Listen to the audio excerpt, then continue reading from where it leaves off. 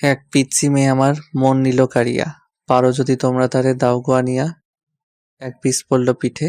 আরে আপনারা বুঝতে পারেন নাই, মানে হলো আমার ডাইনি বান্ধবী কোথা থেকে এসে আমার পিঠে একটা ঘুষি মারলো। আমি আমার বান্ধবীকে না দেখে বললাম, ওই কোন শালারে আমাকে পিছন থেকে ঘুষি মারলো। এ কথা বলতেই আরেক পিস পড়ল। তখন আমার ডাইনি বান্ধবী আমার সামনে এসে বলল, কাইল্লা রসিল্লা, আমি মারছি তোরে ঘুষি। এখন দেখি আমাকে কিছু কর। তোর মতো ডাইনিকে মেরে আমার হাত নষ্ট করতে চাই না। তোর গা থেকে এমনিতেই দুর্গন্ধ আসছে। কি বললি হারামি? আমার গা থেকে দুর্গন্ধ আসছে? তুই জানিস আমি সকালবেলা ডেটল সাবান দিয়ে গোসল করে এসেছি। এই তুই সকালবেলা গোসল করে আসিস কেন? রাতে কি বিছানায় হিসু করিস নাকি? রাসিল্লা, আমি তোকে আজকে মেরেই ফেলবো। তুই এসব আমাকে কি বলছিস? এই বলে নিজেও আমার মাথার চুল টানতে লাগলো।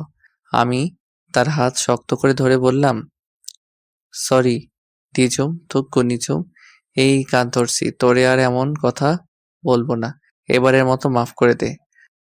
ঠিক আছে, আজকের জন্য তোকে মাফ করে দিলাম। এবার বল তো, কোন পিচ্চি মেয়ের প্রেমে পড়েছিস? আরে কোনো পিচ্চি মেয়ের প্রেমে পড়ি নাই, আমি তো এমনিই গানটা কপি করে গাইছি।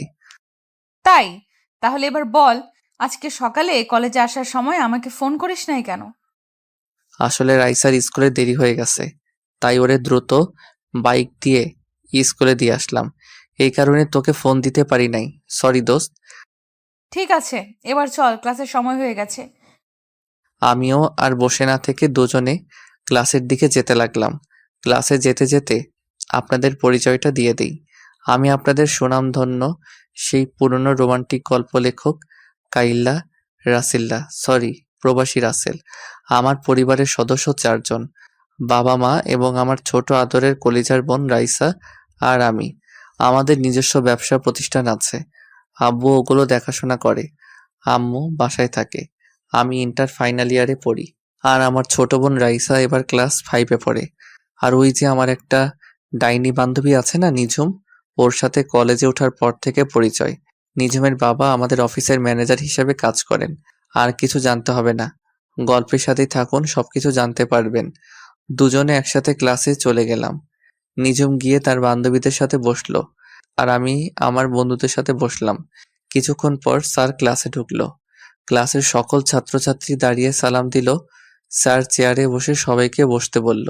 তো যাই হোক, সব ক্লাস শেষ করে বাহিরে আসলাম। তখন আমার বন্ধু রিফাত এসে বলল, রাসেল, তোর সাথে আমার পার্সোনাল কিছু কথা আছে। কি কথা? তাড়াতাড়ি বলো। রাইসাকে স্কুল থেকে নিয়ে বাসায় যেতে হবে। আসলে আমার নিঝুমের বান্ধবী রিয়াকে অনেক ভালো লাগে। তুই একটু ওকে বলে তার বান্ধবীর সাথে আমার লাইনটা করিয়ে দে না। ও তাহলে এই কথা?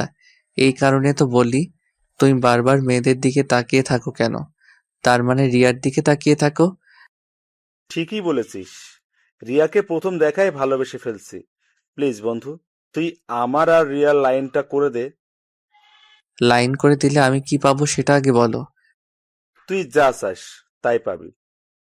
লাইন করিয়ে দিলে সবাইকে বড় রেস্টুরেন্টে খাওয়াতে হবে এবং সব বিল তোমাকে দিতে হবে। ঠিক আছে, আমি রাজি। ওকে, মনে থাকে যেন। আর এটাও মনে রাখিস, তোর লাইন ক্লিয়ার হয়ে গেছে। এখন বাসায় গিয়ে নাকে তেল দিয়ে ঘুমিয়ে পড়ো। রিফাত ঠিক আছে বলে চলে গেল। কিছুক্ষণ পর নিঝুম আসলো। তখনও আমাকে বলল, কিরে, রিফাতের সাথে দাঁড়িয়ে কি কথা বলছিস? প্রেমে পড়েছে মন, প্রেমে পড়েছে। আমার বন্ধু রিফাত একটা মেয়ের প্রেমে পড়েছে। তাই নাকি? তা মেয়েটা কে? মেয়েটার কেউ নয়, তোর বান্ধবী রিয়া। কি বলছিস তুই? তাই নাকি? তাহলে তো লাইন পুরো ক্লিয়ার। ওই ডাইনি, লাইন ক্লিয়ার মানে? আমি তো তোর কথা কিছুই বুঝতে পারছি না, একটু বুঝিয়ে বল। তুই যে সময় রিফাতের সাথে কথা বলছিস, তখন রিয়া আমাকে দাঁড় করিয়ে বলছে সেও নাকি রিফাতকে পছন্দ করে ফেলছে। আমাকে বলছে তোর সাথে কথা বলে ওদের লাইনটা করে দিতে। তাহলে তো হয়ে গেল। কালকে তাহলে 5 স্টার হোটেলে খানা হবে। হয়েছে, এখন তাড়াতাড়ি চল। তুই না আবার রাইসাকে স্কুল থেকে বাসায় নিয়ে যাবি? আমি ঠিক আছে বলে পার্কিং থেকে বাইকটা নিয়ে কলেজের গেটে আসলাম। মিমকে একটা রিকশায় উঠিয়ে দিয়ে আমি সোজা চলে গেলাম রাইসার স্কুলের সামনে। স্কুলের সামনে গিয়ে দেখি আমার কলিজার বোনটা রাগ করে গেটের সামনে বসে আছে। আমি বাইকটা নিয়ে সোজা রাইসার সামনে দাঁড়ালাম। সরি কলিজার বোন আমার, আজকে ভাইয়ার একটু দেরি হয়ে গেছে। ভাইয়া, তুমি আর কতবার এমন কথা বলবে? তুমি সবসময় আমাকে নিতে দেরি করে আসো। আমার বুঝি কষ্ট হয় না দাঁড়িয়ে থাকতে? এই যে বোন আমার, এই কানে ধরলাম, আজকের পর আর দেরি হবে না, এবারের মতো সরি। সরি বলে কাজ হবে না। আমার আইসক্রিম এবং চকলেট কিনে দিতে হবে। ঠিক আছে দিব, এবার বাইকে ওঠো। রাইসা একটা মুচকি হাসি দিয়ে বাইকের পিছনে উঠল। আমার বোনের মিষ্টি হাসি দেখলে আমার দিন অনেক ভালো কাটে। বোনের কান্না আমি সহ্য করতে পারি না। আজ পর্যন্ত রাইসারকে একটা টোকা পর্যন্ত দেই নাই। আব্বু আম্মু সবাই রাইসাকে অনেক আদর করে। আবার ভাববেন না শুধু রাইসাকে আদর করে, আমাকেও কম করে না। তো যাই হোক, রাইসাকে নিয়ে বাসায় চলে আসলাম। আসার সময় রাইসাকে আইসক্রিম এবং চকলেট কিনে দিছি। বাইক পার্কিং করে দুই ভাই বোন বাসার কলিং বেল চাপ দিলাম। খালা এসে দরজা খুলে দিল। খালা মানে কাজের বুয়া, আমি ওনাকে খালা বলে ডাকি। দুই ভাই বোন বাসার ভিতরে ঢুকে আমি আমার রুমে এবং রাইসা তার রুমে চলে গেল। আম্মু কিচেন রুমে ছিল। পরের দিন সকালে ঘুম থেকে উঠে ফ্রেশ হয়ে দুই ভাই নাস্তা করে বাসার বাহিরে এসে বাইক নিয়ে রাইসাকে তার স্কুলে নামিয়ে দিয়ে আমি কলেজে চলে আসলাম। কলেজের গেট দিয়ে ঢুকে সামনে তাকিয়ে দেখি আমার খাচ্চন্নি ডাইনি বান্ধবী আমার আগে এসে হাজির। আমি বাইকটা পার্কিং করে নিজুমের সামনে গেলাম। কিরে ডাইনি, তুই আজকে আমার আগে কলেজে? রাসেল্লা, তোরে আমি মেরেই ফেলবো। তুই আমাকে এই নাম ছাড়া অন্য নামে ডাকতে পারিস না। এর থেকে আর ভালো নাম আমি খুঁজে পাই না। তুই তো এমনিতেই একটা ডাইনি, সব সময় আমার সাথে লেগে থাকিস। কি? তার মানে তুই বলতে চাইছিস আমি সব সময় তোর সাথে ঝগড়া করি? তা নয় তো কি, আমি দেখতে কত সুন্দর, আমার আব্বা আম্মা কি সুন্দর একটা নাম দিছে রাসেল, আর তুই আমাকে কি নামে ডাকিস? তাই নাকি? তুই অনেক, তোর নামটা অনেক সুন্দর, তাই না? তাহলে আজ পর্যন্ত একটা প্রেম করতে পারলি না কেন? তোর মতো ডাইনি আমার সাথে থাকলে কোনো মেয়ে আমার সামনে আসতে সাহস করে না। কেন? আমি কি বাঘ না ভাল্লুক যে আমাকে তারা ভয় পায়? তার থেকে কম কোথায়, কত সুন্দর সুন্দর মেয়ে কলেজে পড়ে, আমার সাথে কথা বলতে চায়, তোকে সাথে দেখলে আসতে চায় না। তার মানে তুই বলতে চাইছিস আমি যেন তোর সাথে না থাকি? ঠিক আছে, আজকের পর আমি তোর সামনে কখনো আসবো না। এই বলে নিঝুম কলেজ থেকে বেরিয়ে গেল। আমি পিছন থেকে অনেকবার ডেকেছি কিন্তু ও আমার ডাকে সাড়া না দিয়ে চলে গেল। বুঝেছি নিঝুম আমার সাথে অভিমান করেছে। আমি আর কিছু না ভেবে ক্লাসে চলে গেলাম। ক্লাসে এসে রিফাতের সাথে বসলাম। তখন রিফাত আমাকে বলল, কিরে, মিমকে তোর সাথে দেখলাম, নিঝুম কোথায়? আমার সাথে রাগ করে চলে গেছে। এটা তো নতুন কিছু নয়। এখন রাগ করবে, কিছুক্ষণ পর তোর 14 গোষ্ঠী উদ্ধার করবে। সেটা আমি ভালোই করে জানি, তবে আজকে একটু বেশি রেগে গেছে, মনে হয় না তাদের বাড়িতে না যাওয়া পর্যন্ত রাগ থামাতে পারবো। আচ্ছা, ওটা বাদ দে, এখন বল আমার বিষয়ে কতটুকু আগালি? তোর লাইন মনে কর ক্লিয়ার। কলেজ শেষে 5 স্টার হোটেলে নিয়ে যাস, তাহলে শোন। তারপর গতকালের সবকিছু রিফাতকে খুলে বললাম। কস কি মামা? তাহলে তো ক্লাস শেষ করে রিয়াকে প্রপোজ করব। ঠিক আছে করিস। তারপর আরো কিছুক্ষণ কথা বলার পর ক্লাসে স্যার চলে আসলো। আমরা সবাই দাঁড়িয়ে স্যারকে সালাম দিলাম। স্যার সবাইকে বসতে বলে পড়া শুরু করলো। দেখতে দেখতে সব ক্লাস শেষ করে বাহিরে আসলাম। রিফাতও আমার সাথে বের হলো। রিফাত কলেজের পাশের থেকে একটা ফুল ছিঁড়ে হাতে নিল রিয়াকে প্রপোজ করার জন্য। কিছুক্ষণ পর রিয়া ক্লাস থেকে বেরিয়ে আসলো। রিফাত রিয়ার সামনে হাঁটু গেড়ে বসে প্রপোজ করতেই এমন কিছু দেখতে পাবো সেটা কখনোই আশা করি নাই। রিফাত রিয়াকে প্রপোজ করতেই রিয়া রিফাতের গালে ঠাস করে একটা থাপ্পড় মেরে দিল। কি থেকে কি হয়ে গেল আমি দাঁড়িয়ে না থেকে ওদের সামনে গিয়ে রিয়াকে বললাম, রিয়া তুই এটা কি করলি? তুই রিফাতকে থাপ্পড় মারলি কেন? তুই না ওকে পছন্দ করিস? মিম আমাকে সবকিছু খুলে বলছে। আরে, ও ভাবলো কি রে আমি ওকে ভালোবাসবো? যে ছেলে আমার ভাইকে কলেজের সবার সামনে মারতে পারে আমি তাকে ভালোবাসবো? তোর ভাই মানে? তুই কার কথা বলছিস? আমার ভাই হচ্ছে এই এলাকার মেয়র আমজাদ খানের ছেলে, মোরাদ চৌধুরী। রিফাত, তার মানে আমি অসুস্থ থাকা অবস্থায় তুই যে ছেলেকে মারছিস রিয়া সেই ছেলের কথা বলছে? রাসেল, আর ওই ছেলেটাকে কেন মেরেছিস? তুই তো সবকিছু জানিস। ও আচ্ছা, তার মানে ঘটনা এখানে। আর রিয়া তোর ভাই তোকে বলে নাই কেন রিফাত তোর ভাইকে মেরেছে? বলেছে। মুরাদ বলেছে। সে নাকি রাস্তা দিয়ে বাইক চালিয়ে আব্বুর এক জনসভায় যাচ্ছিল। তখন হঠাৎ রিফাত কিছু ছেলে নিয়ে আমার ভাইকে আটকে কলেজের মাঠে নিয়ে এসে অনেক মারে। এজন্য আমি এই কলেজে নতুন ভর্তি হই, আমার ভাইয়ের প্রতিশোধ নিতে। এবার রিয়া আমার কথা শোন, তোর ভাই কি করেছে জানিস?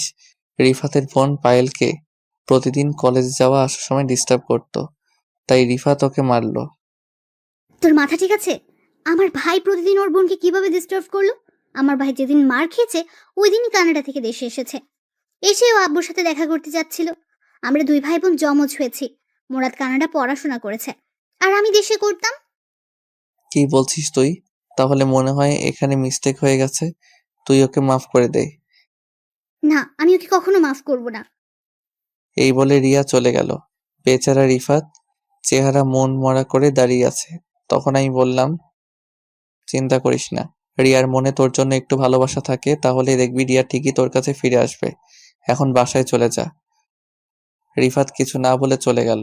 হঠাৎ আমার মনে পড়ল, রাইসাকে তো স্কুল থেকে নিতে হবে, স্কুল তো ছুটি হয়েছে, প্রায় 1 ঘন্টার উপরে হয়েছে। আল্লাহ জানে আমার কপালে কি আছে। আমিও দাঁড়িয়ে না থেকে বাইক নিয়ে সোজা রাইসার স্কুলের সামনে চলে আসলাম, কিন্তু স্কুলের সামনে এসে দেখি রাইসা নেই। তখন আমি স্কুলের দারোয়ান চাচাকে বললাম, চাচা আমার বোন রাইসা কোথায়? ওকে তো দেখছি না। রাইসা মামুনিকে গেটের সামনে দাঁড়িয়ে থাকতে দেখলাম। এখন কোথায় গেছে বলতে পারবো না। আমি একটু আগে গেট রেখে দোকানে গিয়েছি, এসে দেখি রাইসা নেই। আমি তো মনে করছি তুমি এসে নিয়ে গেছো।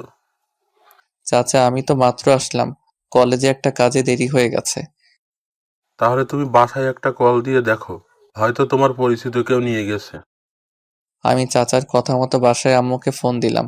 আম্মু ফোন ধরার পর আমি বললাম, আম্মু রাইসা কি বাসায় গেছে? রাইসাকে তো সেই কখন তোর আব্বু বাসায় নিয়ে এসেছে। অফিস থেকে তোর বাসায় একটা কাজের জন্য আসছিল, তখন রাইসার স্কুলের সামনে থেকে তোর আব্বু রাইসাকে নিয়ে আসে।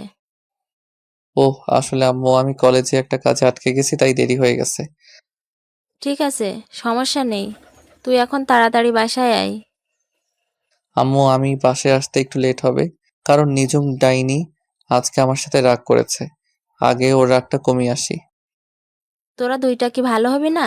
সব সময় টম অ্যান্ড জেরির মতো লেগে থাকিস কেন? আচ্ছা ঠিক আছে, তোমার সাথে বাসায় আসলে কথা বলবো, এখন রাখি। এ বলে ফোন কেটে দিয়ে বাইক চালিয়ে সোজা নিঝুমের বাসার সামনে চলে আসলাম, কিন্তু বাসার সামনে এসে আমি পুরো হয়ে গেলাম। নিঝুমের বাসার সামনে এসে দেখি তাদের বাসায় তালা দেওয়া। আমি পকেট থেকে মোবাইল বের করে নিঝুমের মোবাইলে ফোন দিলাম, কিন্তু অবাক করার ব্যাপার হলো নিঝুমের মোবাইল বন্ধ বলছে। আমি অনেকবার নিঝুমের মোবাইলে ফোন দিলাম, কিন্তু বারবার বন্ধ বলছে। মনটা পুরো খারাপ হয়ে গেল। আমি আর দাঁড়িয়ে না থেকে বাসায় চলে আসলাম। এভাবে দেখতে দেখতে 1 মাস চলে গেল, কিন্তু নিঝুমের কোনো খবর পেলাম না। আব্বুকেও জিজ্ঞেস করছিলাম, আব্বু বলল নিঝুমের বাবার অনেক বয়স হয়েছে তো, তাই চাকরির রিজাইন দিয়ে চলে গেছে, কিন্তু কোথায় গেছে সেটাও বলতে পারবে না। আমি নিঝুমের সাথে কাটানোর সময়গুলো চিন্তা করি সব সময়। আগের মতো বাহিরে বন্ধুদের সাথে আড্ডা দেই, রাতে সবাই মিলে খাবার খাচ্ছি। তখন আব্বু বলল, কিরে রাসেল, তোর কি হয়েছে? সব সময় কেমন যেন মন মরা হয়ে থাকিস। নিজমের কথা ভাবছিস? জি আব্বু, আমার নিঝুমের সাথে কাটানোর সময়গুলো ভুলতে পারছি না। আমি বলি কি, তুই কোথাও গিয়ে ঘুরে আয়, দেখবি মন ভালো হয়ে যাবে। না আব্বু, আমি কোথাও ঘুরতে যাব না, আমি দেশের বাইরে পড়ালেখা শেষ করতে চাই। না, আমি তোকে দেশের বাইরে যেতে দিব না। তোকে ছাড়া এই বাসা পুরো খালি খালি লাগে। আম্মু প্লিজ, তুমি না করো না, কয়েকটা বছর মাত্র, প্লিজ আম্মু। তোকে ছাড়া আমরা কিভাবে থাকবো? রাসেলের আব্বু, তুমি কিছু বলছো না কেন? আমি কি বলবো, আজ পর্যন্ত রাসেলের কোনো কথা মানা করি নাই। ও যদি মনে করে দেশের বাইরে গিয়ে পড়বে, ওর জন্য ভালো হবে, তাহলে যাক। ভাইয়া, তুমি আমাদের ছেড়ে যেও না। তুমি চলে গেলে আমাকে স্কুলে প্রতিদিন কে দিয়ে আসবে? রাইসা বোন আমার, রাগ করিস না, আমি ছুটি পেলে চলে আসবো। আব্বু তুমি সবকিছু ব্যবস্থা করো। তাহলে তুই, কানাডা আমার এক বন্ধু আছে, ওদের ওখানে চলে যা। আমি আকরামকে সব কিছু বলে রাখবো। আমি ঠিক আছে বলে রুমে চলে আসলাম। আকরাম হচ্ছে আব্বুর ছোটকালের বন্ধু। দেখতে দেখতে আমি এখন বিমানের ভিতরে বসে আছি। আব্বু 15 দিনের ভিতরে সবকিছু ঠিক করে ফেলছে। আসার সময় আম্মু এবং রাইসা অনেক কান্নাকাটি করছে। তাদের কোনো রকম বুঝিয়ে চলে আসলাম। সকাল 10টায় বিমানে উঠলাম। বিকাল 5টায় কানাডা চলে আসলাম। দেখতে দেখতে 5টা বছর চলে গেল। বেশি বড় করলাম না, গল্পের মূল কাহিনীতে আসতে হবে তাই। 5 বছরে আমি ইন্টার শেষ করে আব্বু কানাডা আকরাম আঙ্কেলের সাথে যে ব্যবসা করত সেটার দেখাশোনা করছি। এবার ভাবছি নিজের মাতৃভূমিতে চলে যাব। তবে কানাডা এসে অনেক বন্ধু বান্ধব হয়েছে আমার। রাতে আঙ্কেল আন্টিকে বলছি আমি কালকে বাংলাদেশে যাব। তারা মনটা খারাপ করে বলল ঠিক আছে যেও। মন খারাপ করার কথা, 5টা বছর তাদের এখানে ছিলাম, মন তো খারাপ হবেই। তো যাই হোক, 2 দিন পর সবার কাছ থেকে বিদায় নিয়ে এয়ারপোর্টে চলে আসলাম। আমি রাতেই অনলাইনে টিকিট কেটে রেখেছি। দেখতে দেখতে আমি এখন বাংলাদেশ এয়ারপোর্টে আছি। বাড়ির কেউ জানে না আমি যে আজকে বাংলাদেশে আসব। আব্বু যদি জানতো আমার জন্য গাড়ি পাঠিয়ে দিত, কিন্তু আমি তাদের সারপ্রাইজ দিব। এয়ারপোর্টের ভিতরে সব কাজ শেষ করে বাহিরে আসলাম। তারপর একটা ট্যাক্সি নিয়ে বাসার উদ্দেশ্যে রওনা দিলাম। অনেক বছর পর বাংলাদেশে বাতাস গায়ে লাগলো। কতই মিস করছিলাম, সবকিছু পরিবর্তন হয়ে গেছে। গাড়ি চলছে তার আপন গতিতে। হঠাৎ আমাদের গাড়িটা 2জন পুলিশ হাতের ইশারা দিল। ড্রাইভার গাড়িটা তাদের সামনে থামালো। একজন পুলিশ ড্রাইভারকে গাড়ি থেকে নামতে বলল, সাথে আমাকেও। আমি গাড়ি থেকে নেমে পুলিশের কাছে গেলাম। তখন আমি বললাম, স্যার আমাদের গাড়িটা কেন থামানো হলো? দেখুন স্যার, এই রাস্তা দিয়ে প্রতিদিন চোরাই মাল সাপ্লাই হয়, তাই ওই চোরেদের ধরার জন্য প্রতিটা গাড়ি আমরা চেক করছি। আপনি কিছু মনে করবেন না, আমরা আপনার গাড়িটাও একটু চেক করব। ঠিক আছে করেন, তবে আমি একটা কথা বলি। আমি কানাডা থেকে বাসায় ফিরছি।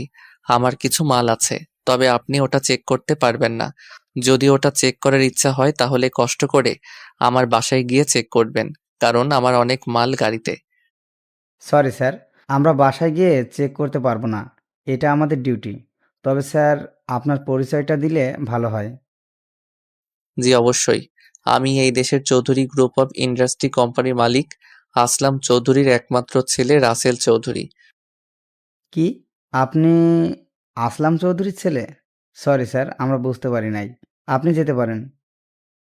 শুনুন স্যার, আইন সবার জন্য সমান। আমার বাবার পরিচয় পেয়ে আপনি আমাকে চার্জ করবেন না। এটা কেমন কথা আপনি আমার গাড়ি চেক করেন? সরি স্যার, আমি পারবো না। আপনার বাবার কানে যদি এই কথা যায় তাহলে আমার চাকরি থাকবে না। আপনি কিছু বলবেন না স্যার। আপনি যদি আমার গাড়ি চেক না করেন তাহলে আমি বাবার কাছে বলবো। এবার আপনি বলুন কি করবেন? পুলিশ লোকটা আর না দাঁড়িয়ে থেকে আমার গাড়িটা কোনো রকম চেক করে বলল, স্যার, হয়ে গেছে, আপনি এখন যেতে পারেন। হঠাৎ আমার পিছন থেকে মেইলি কণ্ঠে একটা মেয়ে বলল, কি হয়েছে আনোয়ার চাচা? আমি দূর থেকে এতক্ষণ তাকিয়ে দেখলাম আপনি এই লোকটার সাথে অনেকক্ষণ দাঁড়িয়ে কথা বলছেন এবং কোনো রকম গাড়িটা চেক করছেন। সমস্যা কি আমাকে বলুন। আসলে নিঝুম মামুনি, উনি হচ্ছেন এই শহরের আসলাম চৌধুরীর একমাত্র ছেলে, রাসেল চৌধুরী। এবার আমি ওই মেয়েটার দিকে তাকালাম। মেয়েটার দিকে তাকিয়ে আমি পুরো হয়ে গেলাম। এ আর কেউ নয়, নিঝুম। নিঝুমকে দেখে আমি সাথে সাথে জড়িয়ে ধরলাম। কিন্তু নিঝুমকে জড়িয়ে ধরার পর এমন কিছু হবে সেটা কখনো ভাবতে পারিনি। আমি নিঝুমকে জড়িয়ে ধরার পর নিঝুম আমাকে জোর করে ছাড়িয়ে গালে ঠাস করে একটা থাপ্পড় মেরে দিল। থাপ্পড় মেরে নিঝুম বলতে লাগলো, তো সাহস কি করে হলো? রাস্তায় তুই একজন এসআইকে জড়িয়ে ধরিস? বড়লোকের ছেলে বলে সবাইকে পুতুল মনে করেছিস, যেমনে খুশি নাচবে? নিঝুম তুই আমার সাথে এমন করছিস কেন? এত বছর পর তোকে দেখলাম, তাই আবেগটা কন্ট্রোল করতে পারি নাই। এই মিস্টার, আমি আপনাকে চিনি না। আর রাসেল নামের কোনো ছেলের সাথে আমার কখনো পরিচয় ছিল না। আপনি এখন আসতে পারেন। আমি আর কোনো কথা বললাম না। নিঝুম সাধারণ একটা বিষয় নিয়ে এখন আমার উপর রেগে আছে, তাই বলে আমার সাথে এমন বিহেভ করবে? চোখ দিয়ে কখন যে 2 ফোঁটা পানি পড়ে গেল বুঝতে পারিনি। চোখের পানি মুছে গাড়িতে উঠলাম। একটা কথা বলতে কি, নিঝুম আগের থেকে অনেক সুন্দর হয়েছে। আর এসআই এর পোশাকে তো দারুণ মানিয়েছে নিঝুমকে। দেখতে দেখতে বাসার সামনে চলে আসলাম, কিন্তু বাসার সামনে এসে তো আমি আরো অবাক হয়ে গেলাম। বাসার সামনে এসে দেখি আমাদের বাড়িটা আলোকসজ্জা দিয়ে সাজিয়ে রেখেছে। বাসায় কি হচ্ছে আমি তো কিছুই জানি না। আমি গাড়ি থেকে নেমে দারোয়ান চাচাকে গেট খুলতে বললাম, তারপর গাড়ি বাসার ভিতরে ঢুকলো। আমি দারোয়ান চাচাকে বললাম, চাচা, বাসা এত সুন্দর করে সাজানোর কারণ কি? ও মা, সে কি, তুমি কিছুই জানো না? আজকে রাইসা মামুনির জন্মদিন, সেজন্যই তো এত আয়োজন। ও শিট, আমি তো ভুলেই গেছি। আজকে যে রাইসার জন্মদিন, যাক ভালোই হলো। রাইসার জন্য কানাডা থেকে ওর পছন্দের একটা ঘড়ি এনেছি, ওটাই উপহার দিব রাইসাকে। আমি চাচা এবং ড্রাইভারকে বললাম আমার মালগুলো বাসার ভিতরে নিয়ে আসতে। আমি বাসার কলিং বেল চাপ দিলাম। খালা এসে দরজা খুলে দিল। বাসার ভিতরে ঢুকে দেখি পুরো বাসা মেহমান দিয়ে ভরপুর, সব নামি দামি গেস্ট। ও, আপনাদের তো বলতে ভুলে গেছি, পুরো বাড়ির চারপাশে পুলিশে পাহারা দিচ্ছে। শহরের নামকরা ব্যবসায়ীর মেয়ের জন্মদিন বলে কথা। হঠাৎ কোথা থেকে রাইসা আমাকে দেখতে পেয়ে দৌড়ে এসে জড়িয়ে ধরলো এবং কান্না শুরু করে দিল। আমি রাইসাকে বললাম, এই রাইসা, কান্না করছিস কেন? ভাইয়া, তুমি আজকে বাড়িতে আসবে, সেটা আগে বলো নাই কেন? আরে, আমি তো তোদের সারপ্রাইজ দিব বলে বলি নাই। তাই বলে তুমি এইভাবে আসবে? তুমি জানো তোমাকে আমি অনেক মিস করছি। হয়েছে বোন, এবার কান্না বন্ধ কর। এখন তো চলে আসছে, এবার বল আব্বু আম্মু কোথায়? আম্মু পাকঘরে আছে, আব্বু তার গেস্টদের সাথে কথা বলছে। ঠিক আছে, আমি আব্বু আম্মুর সাথে দেখা করে আসি। রাইসা ঠিক আছে বলে আমার সাথে যেতে লাগলো। হঠাৎ একটা জায়গায় চোখ পড়ল। আমি মনে মনে বলতে লাগলাম, ও এখানে কেন? হুম, আপনারা ঠিকই ধরেছেন, এ আর কেউ নয়, নিঝুম। কিন্তু নিঝুম আমার আগে বাসায় আসলো কিভাবে? হয়তো এসআই দেখে তাড়াতাড়ি চলে এসেছে। আমি আসতেই একটু জ্যামে পড়েছি, তাই হয়তো আমার আগে এসেছে। তবে নিঝুম দাঁড়িয়ে ছেলেদের সাথে হেসে হেসে কথা বলছে, সেটা আমার অনেক খারাপ লাগলো। আমি আর দাঁড়িয়ে না থেকে আম্মুর কাছে গেলাম। আম্মু আমাকে দেখে জড়িয়ে ধরে কান্না করে দিল। তখন আমি বললাম, এই আম্মু, তুমি কান্না করছো কেন? তোমার কান্না আমার ভালো লাগে না। এটা দুঃখের কান্না নয়, সুখের কান্না। তুই আমাদের বলে আসলি না কেন? বললে কি সারপ্রাইজ দিতে পারতাম। ঠিক আছে, এখন রুমে গিয়ে ফ্রেশ হয়ে নিচে আয়। গেস্ট সবাই চলে এসেছে। তোর আব্বুর সাথে দেখা করছিস? এখনো করি নাই, ভাবছি তোমার সাথে দেখা করে তারপর আব্বুর সাথে দেখা করব। আচ্ছা, তুই ফ্রেশ হয়ে দেখা করিস। তুই অনেক দূর থেকে এসেছিস। আমি ঠিক আছে বলে আমার রুমে চলে আসলাম। আমার রুমটা আগের মতোই আছে, তবে রুমটা সুন্দর করে সাজিয়ে রেখেছে আম্মু। আমি আর কিছু না ভেবে ওয়াশরুমে চলে গেলাম। ফ্রেশ হয়ে গায়ের শার্টটা খুলে নতুন একটা পাঞ্জাবি পরেছি। পাঞ্জাবি পরে নিচে চলে আসলাম। তারপর আব্বুর সাথে করতে লাগলাম, আসসালামু আলাইকুম আব্বু, কেমন আছো? আরে রাসেল, তুমি কখন এসেছো? আমাকে তো বলে আসো নাই। আসলে আব্বু, তোমাদের সারপ্রাইজ দিব বলে বলি নাই। এসেছিস, ভালোই হয়েছে। চল, তোকে সবার সাথে পরিচয় করে দিই। তারপর আব্বু সবার সাথে আমাকে পরিচয় করিয়ে দিল। দেখতে দেখতে অনুষ্ঠান শুরু হয়ে গেল। তবে আমি রুম থেকে আসার পর নিঝুমকে দেখতে পেলাম না। হঠাৎ দেখি নীল রঙের শাড়ি পরা একটা মেয়ে সিঁড়ি দিয়ে নিচে নামতে আসে। আমি তার দিকে ভালো করে তাকিয়ে পুরো অবাক হয়ে গেলাম। এ আর কেউ নয়, নিঝুম। নিঝুমকে নীল রঙের শাড়িতে পরীর মতো লাগছে। সব ছেলেরা নিঝুমের দিকে তাকিয়ে আছে। আমার কেমন যেন হিংসা হচ্ছে। তো যাই হোক, রাইসা কেক কাটার জন্য দাঁড়িয়ে আছে। আমি আব্বু এবং রাইসার পাশে দাঁড়ানো। বাকি সব গেস্ট আমাদের চারপাশে দাঁড়ালো। রাইসা কেক কাটার পর সবাই তাকে অভিনন্দন জানিয়েছেন। রাইসা প্রথমে কেক কেটে আমাকে খাইয়ে দিল। তারপর আব্বু আম্মুকে, আমিও রাইসাকে খাইয়ে দিলাম। নিঝুম এসে রাইসাকে কেক খাইয়ে দিল। তার গান বাজনা হলো। আমি আর দাঁড়িয়ে না থেকে বাসার ছাদে চলে আসলাম। কিছুক্ষণ পর দেখি নিঝুম ছাদে আসলো। ছাদে এসে কার সাথে যেন মোবাইলে হেসে হেসে কথা বলতে আছে। আমি নিঝুমের সামনে গেলাম। তখন নিঝুম ফোন কেটে দিয়ে আমাকে বলল, আপনি আমার সামনে কেন এসেছেন? কিছু বলবেন? বলার তো অনেক কিছু আছে, কিন্তু তুমি তো আমার কোনো কথা শুনছো না। হ্যালো মিস্টার, আমাকে তুমি করে না বলে আপনি করে বলুন। আর যেটা বলবেন তাড়াতাড়ি বলুন, আমার এখনো ডিউটি চলছে। আচ্ছা, আপনি এত বদলে গেলেন কিভাবে? আপনি কলেজ থেকে গিয়ে কোথায় হারিয়ে গেলেন?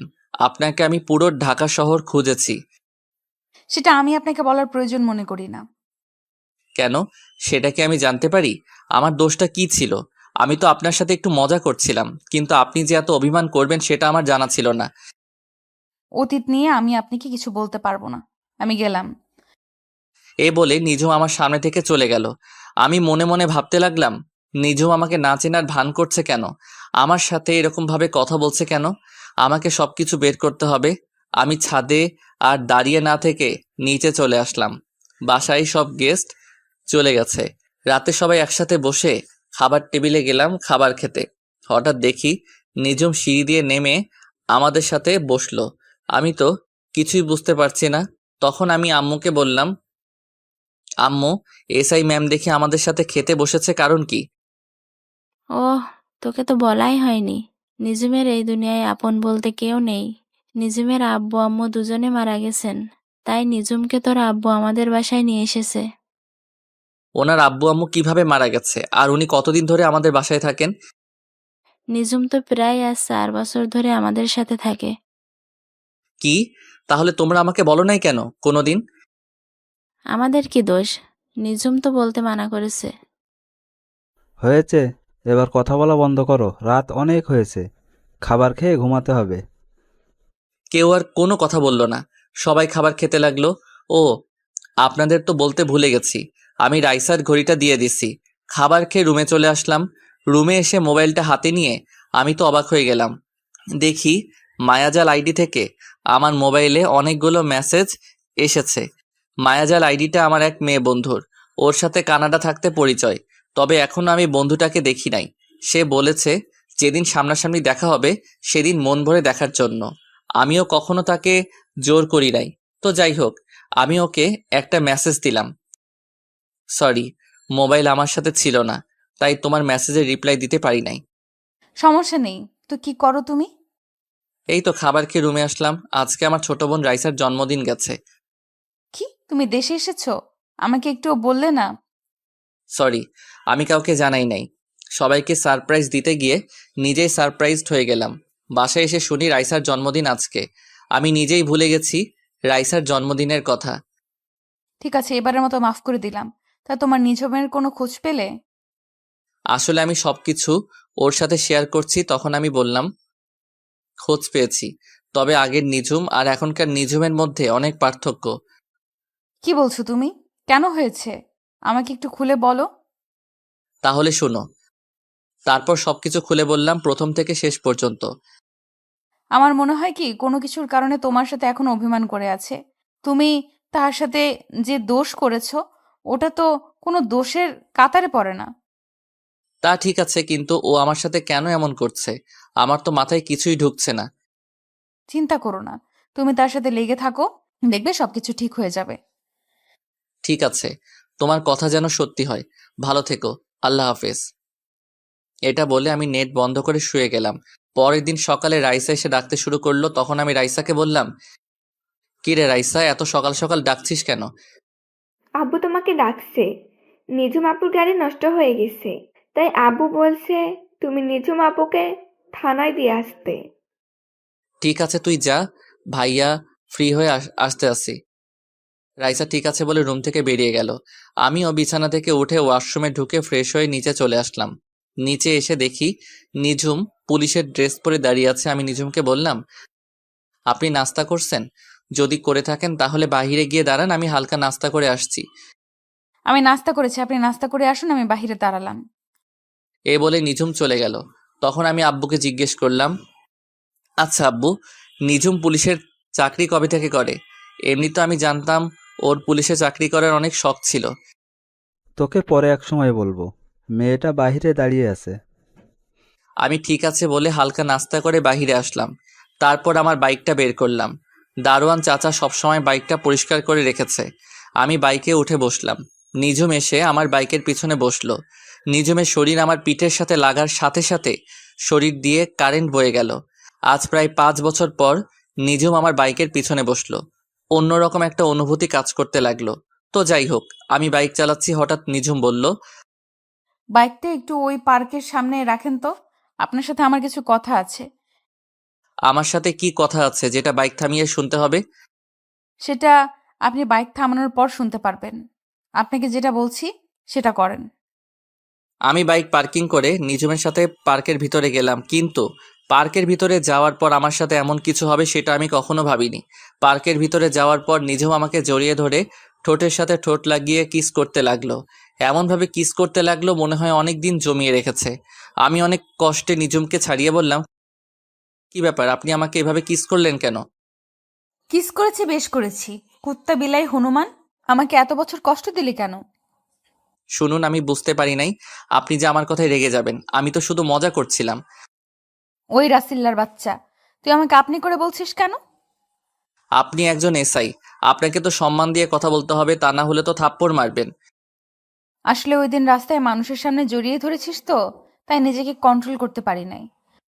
ওই দিন না হয় নিজেকে কন্ট্রোল করতে পারেন নাই, তাহলে আজকে পার্কে এত মানুষের সামনে জড়িয়ে ধরে কিস করলেন কেন?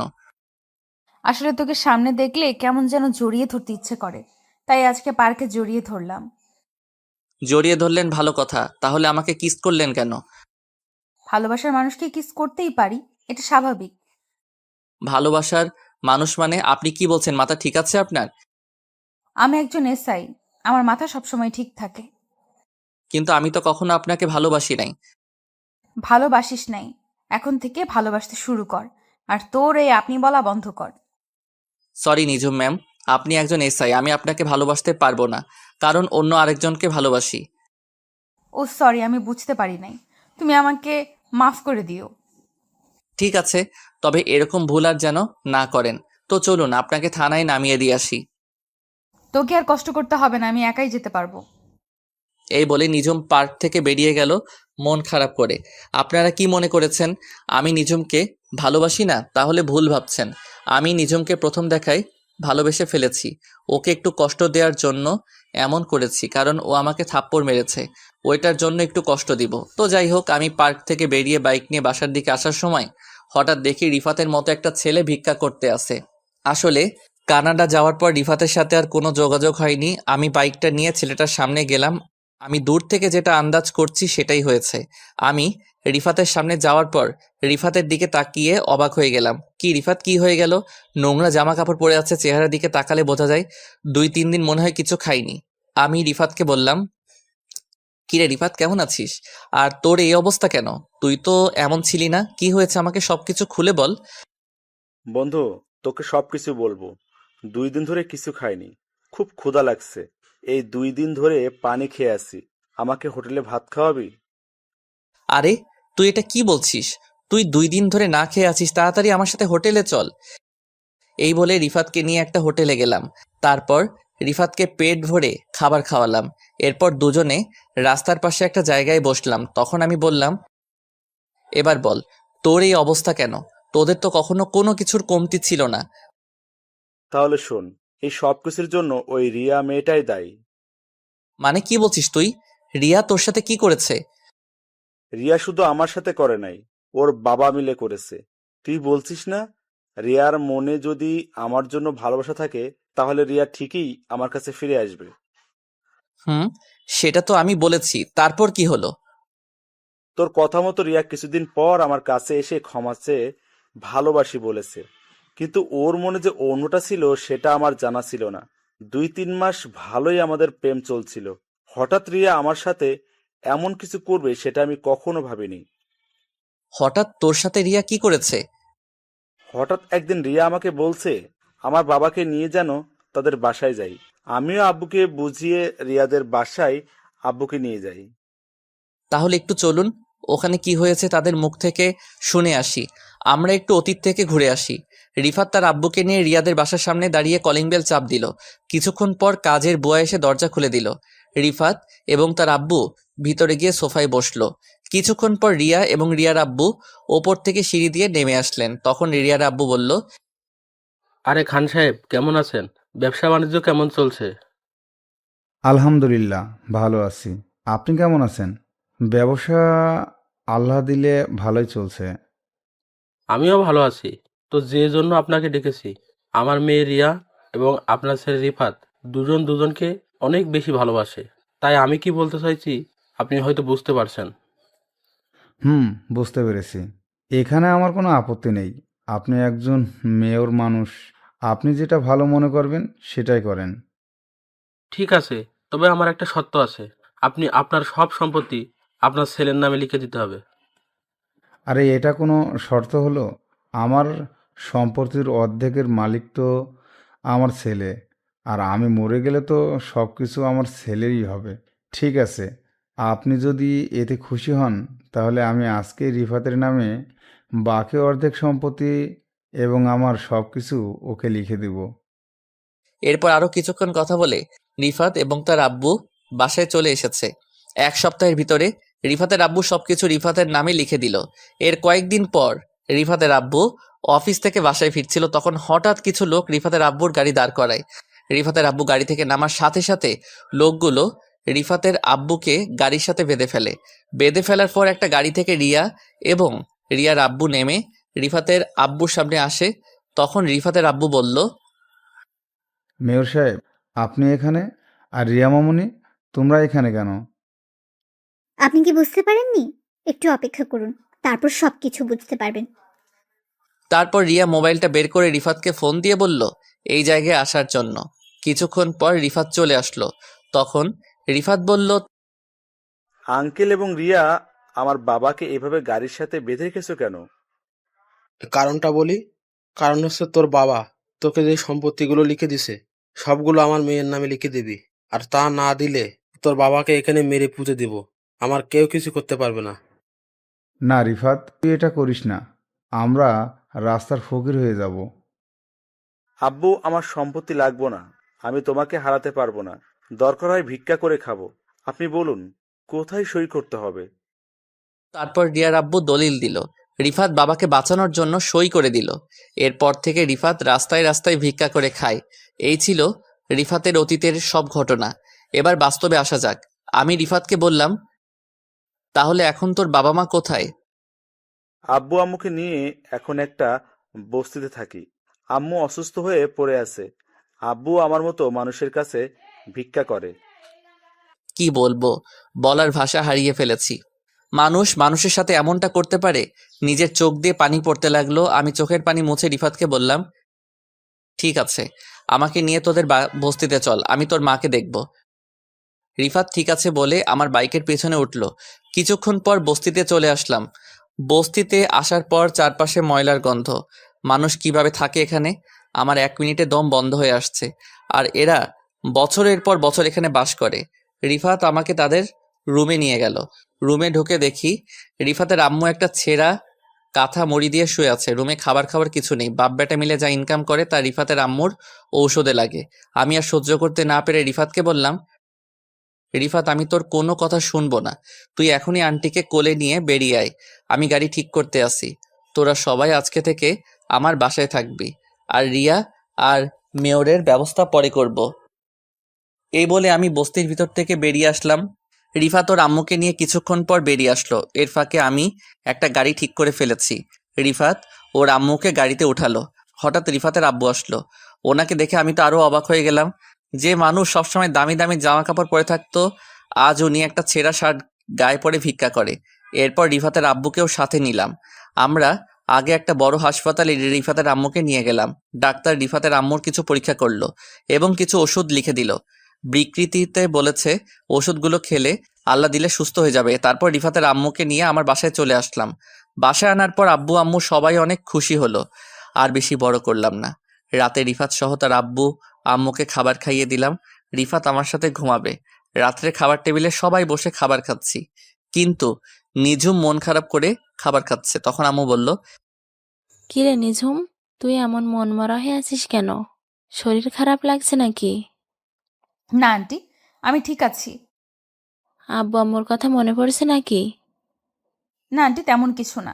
এমনিতেই ভালো লাগছে না। তোমরা খাও, আমি রুমে গেলাম। তুই তো কিছুই খেলি না। না খেলে শরীর আরো বেশি খারাপ করবে। একদিন রাতে না খেলে কিচ্ছু হবে না। আমি গেলাম। এই বলে নিঝুম রুমে চলে গেল। তখন আমি বললাম, আরে নিঝুমের আব্বু আম্মুর কি হয়েছে? তারা কিভাবে মারা গেল? নিঝুমের আব্বু চাকরি রিজাইন দেওয়ার পরে তাদের গ্রামের বাসায় চলে যায়। কয় মাস যাওয়ার পরে নিঝুমের আব্বু অনেক অসুস্থ হয়ে পড়ে। তারপর নিঝুম তার আব্বুকে নিয়ে ঢাকায় আসে। ঢাকায় আসার পর নিঝুমের আব্বুর ক্যান্সার ধরা পড়ে। যা টাকা জমানো ছিল সব টাকা শেষ হয়ে গেছে। আমি কিছুই জানতাম না, আমাকে একটাবার বলে নাই। হঠাৎ একদিন রাতে নিজুমের আব্বু হাসপাতালে মারা যায়। নিজুমের আব্বু মারা যাওয়ার পর নিজুমের আম্মু স্ট্রোক করে মারা যায়। এরপর থেকে নিজুম আমাদের সাথে থাকে। ও, তোমরা পরে খবর পেলে কিভাবে? আর নিঝুম পুলিশের চাকরি কবে থেকে করে? যেদিন নিজুমের আব্বু আম্মু মারা যায় সেদিন রাতে আমার অফিসের এক কর্মী তার বউকে নিয়ে হাসপাতালে যায়। তখন নিজুমকে দেখে সামনে যায়, গিয়ে দেখে ওর আব্বু আম্মুর লাশ। তখন ওই কর্মী আমাকে ফোন দিয়ে বলে, আমি সাথে সাথে হাসপাতালে ছুটে যাই। এরপর নিজুমের কাছ থেকে সব কিছু শুনি। তারপর নিজুমের আব্বু আম্মুকে ঢাকার বড় কবরস্থানে দাফন সম্পন্ন করে। নিজুমকে আমাদের বাসায় নিয়ে আসি। সবকিছু বুঝলাম, এখনো তো বললে না নিঝুম পুলিশের এসআই কিভাবে হলো? আসলে আমার সাথে তো প্রধানমন্ত্রীর সাথে ভালো সম্পর্ক, তাই ওনাকে বলে নিজুমকে পুলিশের এসআই বানিয়ে দিল। নিজুমের এমনিতেই পুলিশের চাকরি করার অনেক শখ, তাই ওকে এসআই পদ দিল। তার মানে ট্রেনিং ছাড়া সরাসরি পুলিশের এসআই? পুলিশের চাকরি কিভাবে করতে হয় ও কি বোঝে? পুলিশের কোনো যোগ্যতা ছাড়া ডাইরেক্ট এসআই? তো কি হয়েছে, এখন বেশি কথা না বলে খা। আমি আর কোনো কথা না বলে খাবার খেয়ে রুমে চলে আসলাম। রুমে এসে দেখি রিফাত ঘুমিয়ে গেছে। আমি বিছানায় শুয়ে মোবাইলটা হাতে নিয়ে পুরো টাস্কি খেয়ে গেলাম, কারণ মায়াজাল আইডি থেকে অনেকগুলো মেসেজ এসেছে। আমি সাথে সাথে রিপ্লাই দিলাম, কেমন আছো, কি করো, খাওয়া দাওয়া হয়েছে? আসলে মোবাইল আমার হাতে ছিল না, রুমে মোবাইল রেখে খাবার খেতে গিয়েছিলাম। তাই বলে তুমি এতগুলো মেসেজ একসাথে করবে? ঠিক আছে বাবা, তুমি একটা একটা করে রিপ্লাই দাও। আলহামদুলিল্লাহ ভালো আছি। আমি খাবার খেয়ে শুয়ে আছি। আমি তোমাকে একটা কথা বলতে চাই। কি কথা বলবে বলো? আসলে রাসেল, আমি তোমার সাথে কথা বলতে বলতে কখন যে তোমাকে ভালোবেসে ফেলেছি। তুমি কি পাগল হয়েছো? আজ পর্যন্ত তোমার নাম, বাড়ি কোথায়, তোমার চেহারা, তুমি ছেলে নামে কিছুই জানি না, শুধু মেসেজে কথা বলছি। এতেই তুমি আমাকে ভালোবেসে ফেলছো। কিন্তু আমি তো তোমাকে ভালোবাসতে পারবো না, কারণ আমার জীবনে একজন মনের মানুষ আছে। আমি তোমাকে বন্ধু ছাড়া কিছুই ভাবি না। ঠিক আছে, আজকে তাহলে তুমি আমার সাথে দেখা করো, তারপর আমার চেহারা, আমার নাম, বাড়ি কোথায় সবকিছু জানতে পারবে। দরকার নেই দেখা করার, আর করলেও কখন আমি তোমাকে ভালোবাসতে পারবো না। আমি একজনকে অনেক অনেক বেশি ভালোবাসি। আচ্ছা, সে মেয়েটা আমার থেকে বেশি সুন্দর হবে। আমি কি তোমাকে দেখেছি নাকি তুমি সুন্দর নাকি অসুন্দর? আর তুমি বিশ্ব সুন্দরী হলেও আমি তোমাকে ভালোবাসতে পারবো না। আমার এই মন শুধু একজনকে দিয়েছি। ওই মেয়েটার নাম কি, বাড়ি কোথায়? ওই মেয়েটা আমার কলেজ লাইফের বান্ধবী, তার নাম নিঝুম। সে কি তোমাকে কখনো ভালোবাসার কথা বলেছে? আমাকে সে অনেক বেশি ভালোবাসে, কিন্তু আমি তাকে মানা করে দিছি, কারণ সে আমাকে অনেক কষ্ট দিয়েছে। একটা সাধারণ বিষয় নিয়ে আমার সাথে অভিমান করে দূরে চলে গেছে। রাস্তায় সবার সামনে আমাকে থাপ্পড় মেরেছে। সেজন্য তাকে একটু কষ্ট দিব। যাই করো, তবে বেশি কষ্ট দিও না, পরে আবার হারিয়ে ফেলবে। এবার ওকে হারাতে দিলে তো। ওর জন্য নিজের দেশ ছেড়ে বাহিরে চলে গেছি। নিজের দেশে পুরো 1 মাস খুঁজেছি। আমাকে এত কষ্ট দেওয়ার জন্য তাকেও আমার ভালোবাসা পাওয়ার জন্য কষ্ট করতে হবে। ঠিক আছে, তোমার ভালোবাসা আর পেলাম না। আমার ভালোবাসা না হয় একতরফা নিয়ে বেঁচে থাকবো। এ বলে মায়াজাল অফলাইনে চলে গেল। আমি মোবাইল রেখে ঘুমিয়ে গেলাম। পরের দিন সকালবেলা সবাই মিলে নাস্তা করছি, আর নিঝুমের দিকে তাকিয়ে দেখি আজকে কেমন যেন খুশি খুশি লাগছে তাকে। গতকাল দেখলাম মন খারাপ, আজকে দেখি খুশি। আমি নিঝুমের দিক থেকে চোখ সরিয়ে ফেললাম। তখন আমি আব্বুকে বললাম, আব্বু তুমি রিফাতকে আমাদের অফিসে বড় একটা পোস্টে কাজে লাগিয়ে দাও। আরে এটা অনেক কথা বলছিস। রিফাত ওর নিজের অফিস মনে করে চালাবে, ওর যখন মন চায় অফিসে যেতে পারে। ঠিক আছে আঙ্কেল, তবে আম্মু আরেকটু সুস্থ হোক, তারপর যাব। ঠিক আছে বাবা, আমি তোমাকে এখন যেতে বলছি না। তবে আঙ্কেল, আমার একটা শর্ত আছে। আমি চাকরি করার পর আমি আব্বু আম্মুকে নিয়ে অন্য বাসায় থাকবো। তুমি একথা কেন বলছো সেটা আমি বুঝতে পারছি, সমস্যা নাই। আমি অফিস থেকে তোমাকে একটা ফ্ল্যাট দিব, তুমি ওখানে তোমার আব্বু আম্মুকে নিয়ে থেকো। আর অফিসে যাওয়ার জন্য একটা নিউ কার তোমাকে দেয়া হবে। সেটা হলে তো আরো বেশি ভালো হয়। আপনি সবকিছু ব্যবস্থা করুন। আব্বু ঠিক আছে বলে রুমে চলে গেল। তখন নিঝুম আম্মুকে বলল, আন্টি, আমি একটু মার্কেটে যাব, তুমি রাসেলকে বলো আমাকে নিয়ে যেতে। আপনার গাড়ি থাকতে আমাকে বলছেন কেন? আর আমি আপনাকে কোথাও নিয়ে যেতে পারবো না। রাসেল, মেয়েটা এত করে যখন বলছে, তুই বাবা নিজুমকে নিয়ে মার্কেটে যা। আম্মু, এত সকালে কি এখনো মার্কেট খুলছে নাকি? সমস্যা নেই, মার্কেট না খোলা থাকলে আমি বসে থাকবো, তুমি চলে এসো। আমি ঠিক আছে বলে বাহিরে এসে আব্বুর নতুন গাড়িটা বের করলাম। কিছুক্ষণ পর নিজুম এসে বলল, তুমি গাড়ি নিছো কেন? তোমার বাইক নাও। হ্যালো এসআই ম্যাম, আমার যেটা ভালো লাগে আমি সেটাই নিব। আমি আপনার চাকর না যে আপনি যেটা বলবেন আমি সেটাই করব। নিঝুম মুখ ভেকসি দিয়ে গাড়িতে উঠলো। কিছুক্ষণ পর মার্কেটের সামনে চলে আসলাম। তখন নিঝুম বলল, তুমি 5টা মিনিট দাঁড়াও, আমি ভেতর থেকে আসছি। এই বলে নিঝুম গাড়ি থেকে নেমে মার্কেটের ভিতরে ঢুকে গেল। আমি গাড়ির ভিতরে বসে মোবাইল টিপতে লাগলাম। প্রায় আধা ঘন্টা হয়ে গেল, নিঝুমের আসার কোনো নাম গন্ধ নেই। 5 মিনিটের কথা বলে গেছে। আমি গাড়ি থেকে নেমে মার্কেটের ভিতরে গেলাম।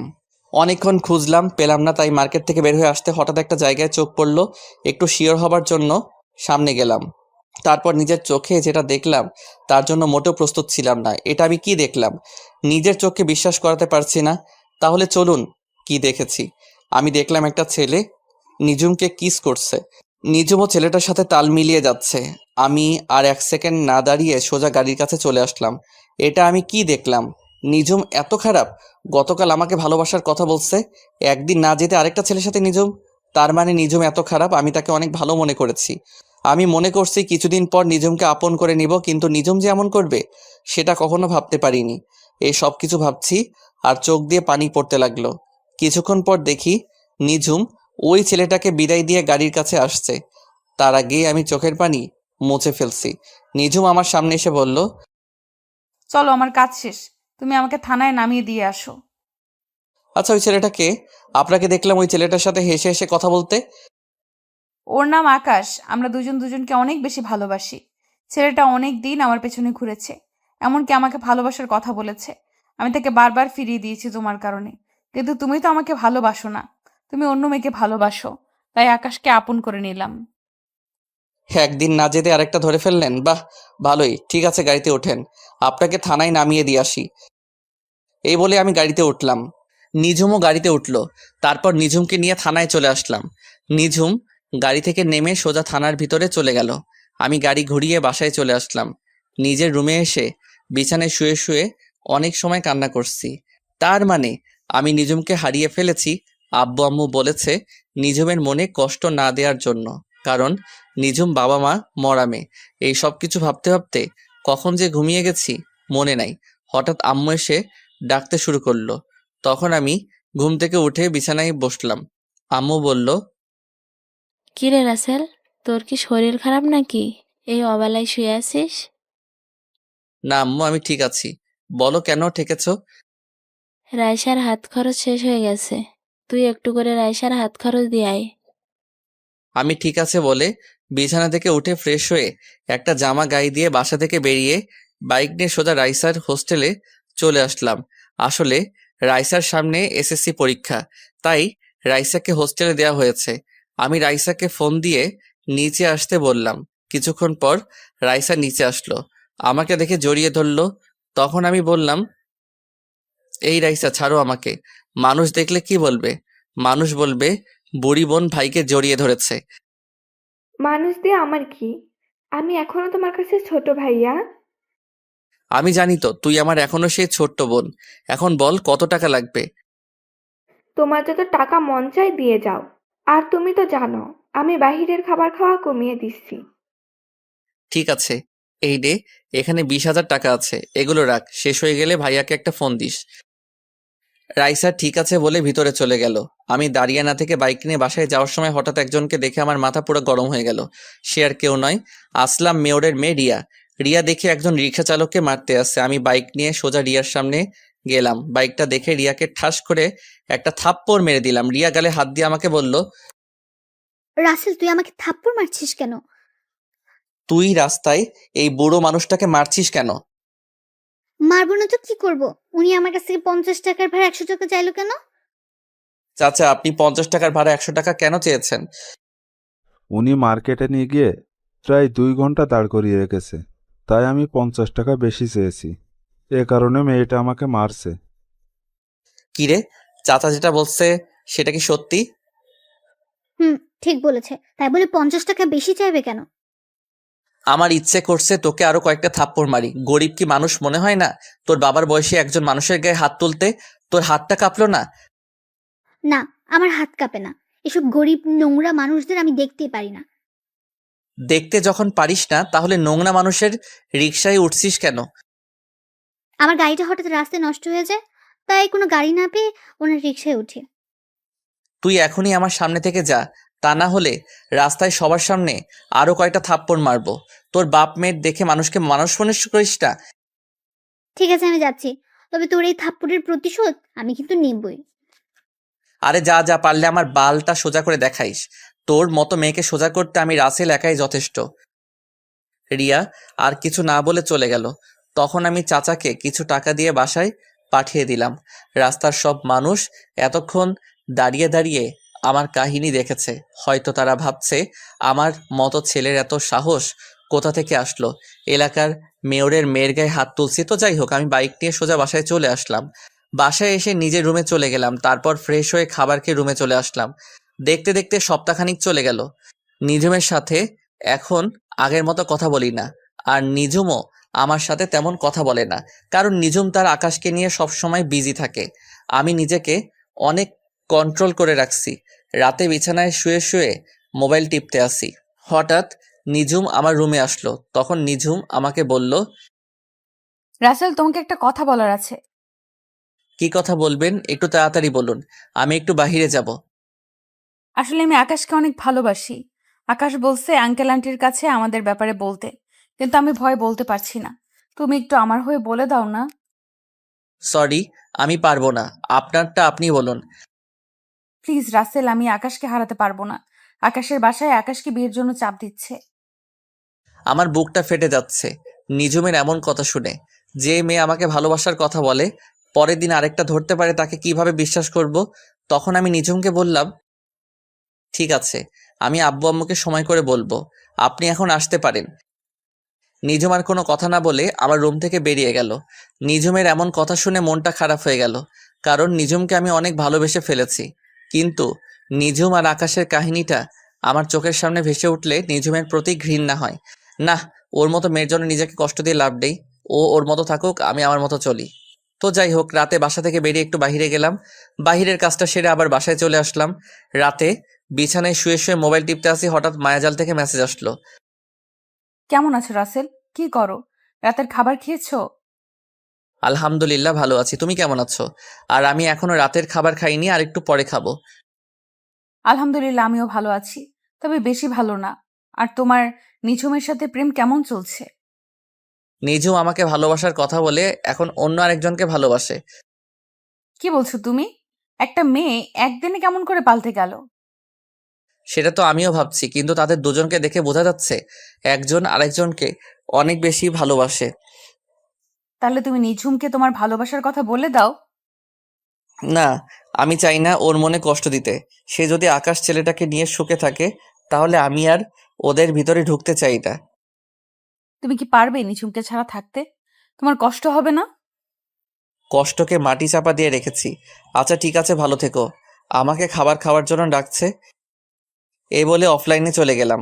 আমি মায়াজালের সাথে কথা বলার ফাঁকে খালা খাবার খাওয়ার জন্য ডেকে গেছে। আমি রুম থেকে বেরিয়ে খাবার টেবিলে চলে গেলাম। সবাই মিলে একসাথে খাবার খেলাম। নিঝুমকে দেখে বোঝা যাচ্ছে সে অনেক খুশি। খুশি থাকবেই না কেন? মনের মতো ভালোবাসার মানুষ পেয়েছে। আমি খাবার খেয়ে রুমে চলে আসলাম।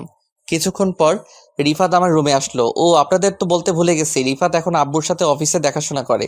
রিফাত আমার রুমে এসে বিছানায় বসে বলল, কিরে রাসেল, তোরে দেখি সবসময় চুপচাপ থাকিস, কি হয়েছে তোর?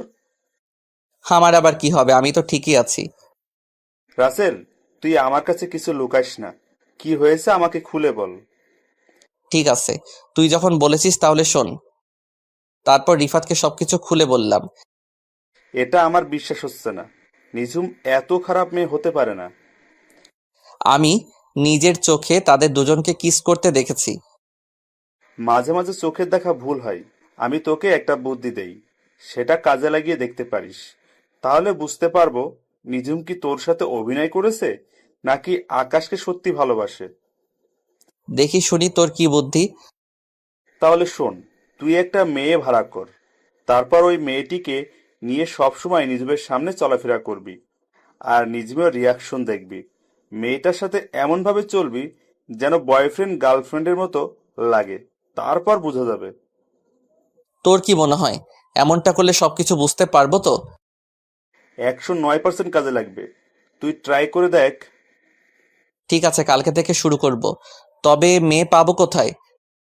হোটেলে মেয়ের অভাব আছে নি, ওখান থেকে একটা ভাড়া করে নিয়ে আসবি। তাই বলে হোটেলের মেয়ে নিয়ে আসবো? আরে মা তো কিছুদিনের জন্য। ঠিক আছে, কালকে একটা মেয়ে হোটেল থেকে নিয়ে আসবো। এখন রুমে গিয়ে শুয়ে পড়। রিফাত ঠিক আছে বলে তার রুমে চলে গেল।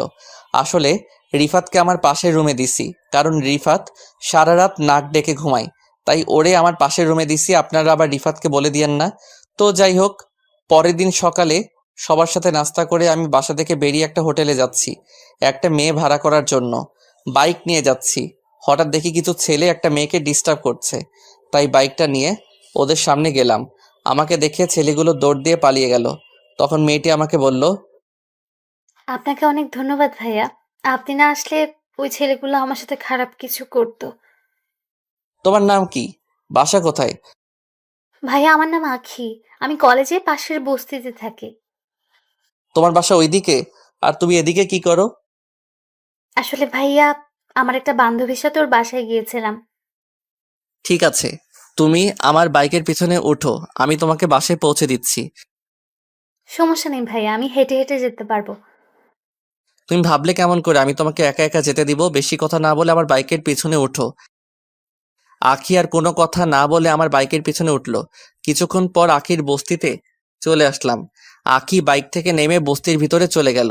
আমি আখির পিছনে তাদের বস্তির ভিতরে ঢুকলাম। ভিতরে ঢুকে দেখি ওই রিক্সা চালক চাচার পাশে আখি মন খারাপ করে বসে আছে, আর দুজন দুজনকে বলছে, কি রে আখি, তোর বান্ধবী চাল দিয়েছে? চাল না দিলে আজকে না খেয়ে থাকতে হবে। না বাবা, ওদের চাল নাকি শেষ হয়ে গেছে। আমি অসুস্থ না হলে আজকে না খেয়ে থাকতে হতো না। পকেটে একটা টাকাও নেই, ওষুধ আনতে পারছি না। ওই দিন একটা ছেলে কিছু টাকা দিছে, ওই টাকাগুলো বাসা ভাড়া দিয়ে দিছি। চাচা আর আখির কথা শুনে মনটা খারাপ হয়ে গেল। এত কষ্টে চাচার দিন কাটছে, আমি আর দাঁড়িয়ে না থেকে বস্তি থেকে বাইরে এসে মার্কেটে চলে গেলাম। তারপর এক বস্তা চাল, ডাল, আলু, পেঁয়াজ, রসুন, গরুর মাংস, ডিম, তেল ইত্যাদি বাজার করে বস্তিতে চলে আসলাম, আর ওদের জন্য কিছু খাবার নিয়ে আসলাম। তারপর একটা ট্যাক্সি করে সব বাজারগুলো নিয়ে বস্তিতে চলে আসলাম। ট্যাক্সি ড্রাইভার আর আমি বাজারগুলো তাদের বাসায় নিয়ে গেলাম। তখন আখি বলল, আরে ভাইয়া, আপনি এখানে? আর এই বাজার কার জন্য এনেছেন? এইসব বাজার তোমাদের জন্য। আমি তোমার পিছনে এসে সবকিছু শুনেছি, আর এখানে তোমার জন্য কিছু জামা নিয়ে এসেছি, আর তোমার আব্বুর জন্য ওষুধ আর এই পাঞ্জাবি আর লুঙ্গি নিয়ে আসলাম। বাবা, তোমার এই ঋণ কখনো শোধ করতে পারবো না। আপনি আমাদের জন্য এত কিছু করছেন কেন? ওই যে তুমি আমাকে ভাইয়া বলে ডাকছো, তাই তোমার ভাইয়া তোমাদের জন্য বাজার করে এনেছি। আর আখি, তুমি কি পড়াশোনা করো? এসএসসি পরীক্ষা দিইনি, কারণ আব্বু পরীক্ষার টাকা ম্যানেজ করতে পারে নাই। ঠিক আছে, আজকে থেকে এই তোমাদের সব দায়িত্ব আমার উপর। তোমাকে আবার ভর্তি করে দিব, ভাইয়া তোমার সবকিছু ঠিক করে দিব। আখি আমাকে জড়িয়ে ধরে কান্না করে দিল। তখন আমি বললাম, এই পাগলি, কান্না করছিস কেন? সুখের খবর শুনে কেউ কি কান্না করে নাকি? তারপর আখিকে নিয়ে তার স্কুলে আবার ভর্তি করিয়ে দিলাম, আর স্যারকে বলেছি এবারে পরীক্ষা আমার বোন দিবে, আপনি সবকিছু ব্যবস্থা করুন, যত টাকা লাগে আমি দিব। স্যার বলেছে ঠিক আছে। তারপর আখিকে বস্তিতে রেখে আমি বাসায় চলে আসলাম। বাইক পার্কিং করে সামনে যাকে দেখলাম তাকে দেখে তো আমি পুরো অবাক হয়ে গেলাম। সামনে যাকে দেখলাম সে আর কেউ নয়, আকাশ। কিন্তু আকাশ আমাদের বাসায় কেন? আমাকে দেখে আকাশ বলল, আপনি রাসেল চৌধুরী, তাই না? জি, আমি রাসেল চৌধুরী। আপনি আমাকে চিনেন? চিনি। নিজুম আমাকে আপনার কথা বলেছে। আমি আর নিজুম দুজন দুজনকে অনেক বেশি ভালোবাসি। খুব ভালো। তা আমাদের বাসায় কি মনে করে আসলেন? আসলে নিজুম আজকে থানায় যায়নি, তাই ওর খোঁজ খবর নিতে এসেছি। ও, তা কেন যায়নি থানায়? নিজুমের শরীরটা খারাপ লাগছে, তাই আজকে থানায় যায়নি। ও, তা আপনাদের ব্যবসা বাণিজ্য কেমন চলছে? আলহামদুলিল্লাহ, আপনার দোয়ায় ভালোই আছি। আচ্ছা ঠিক আছে, ভালো থাকবেন। আর একটু অফিসে যেতে হবে। আমি ঠিক আছে বলে দরজার সামনে দাঁড়িয়ে কলিং বেল চাপ দিলাম। কিছুক্ষণ পর খালা এসে দরজা খুলে দিল। বাসার ভিতরে ঢুকে নিজের রুমে চলে আসলাম। রুমে এসে বিছানায় শুয়ে মোবাইল টিপতে লাগলাম। কিছুক্ষণ পর দেখি নিঝুম আমার রুমে আসলো। নিঝুম আমার রুমে এসে বলল, সারাদিন কোথায় ছিলে? আকাশ আমাকে দেখতে বাসায় এসেছে, তোমার সাথে পরিচয় করে দিতে পারলাম না। পরিচয় করিয়ে দেওয়ার দরকার নেই, আমার সাথে দেখা হয়েছে এবং পরিচয় হয়েছে। তো আকাশের সাথে কথা বলে কেমন লাগলো? মানে আকাশ ছেলেটা তোমার কাছে কেমন লেগেছে? ভালোই। তা এখন বলুন, আমার রুমে কেন এসেছেন? আর আপনি আজকে থানায় যাননি কেন? কি হয়েছে আপনার? আসলে শরীরটা কেমন যেন খারাপ লাগছে। আমি কানাডা থেকে আসার পর কয়দিন আপনি থানায় গেছেন?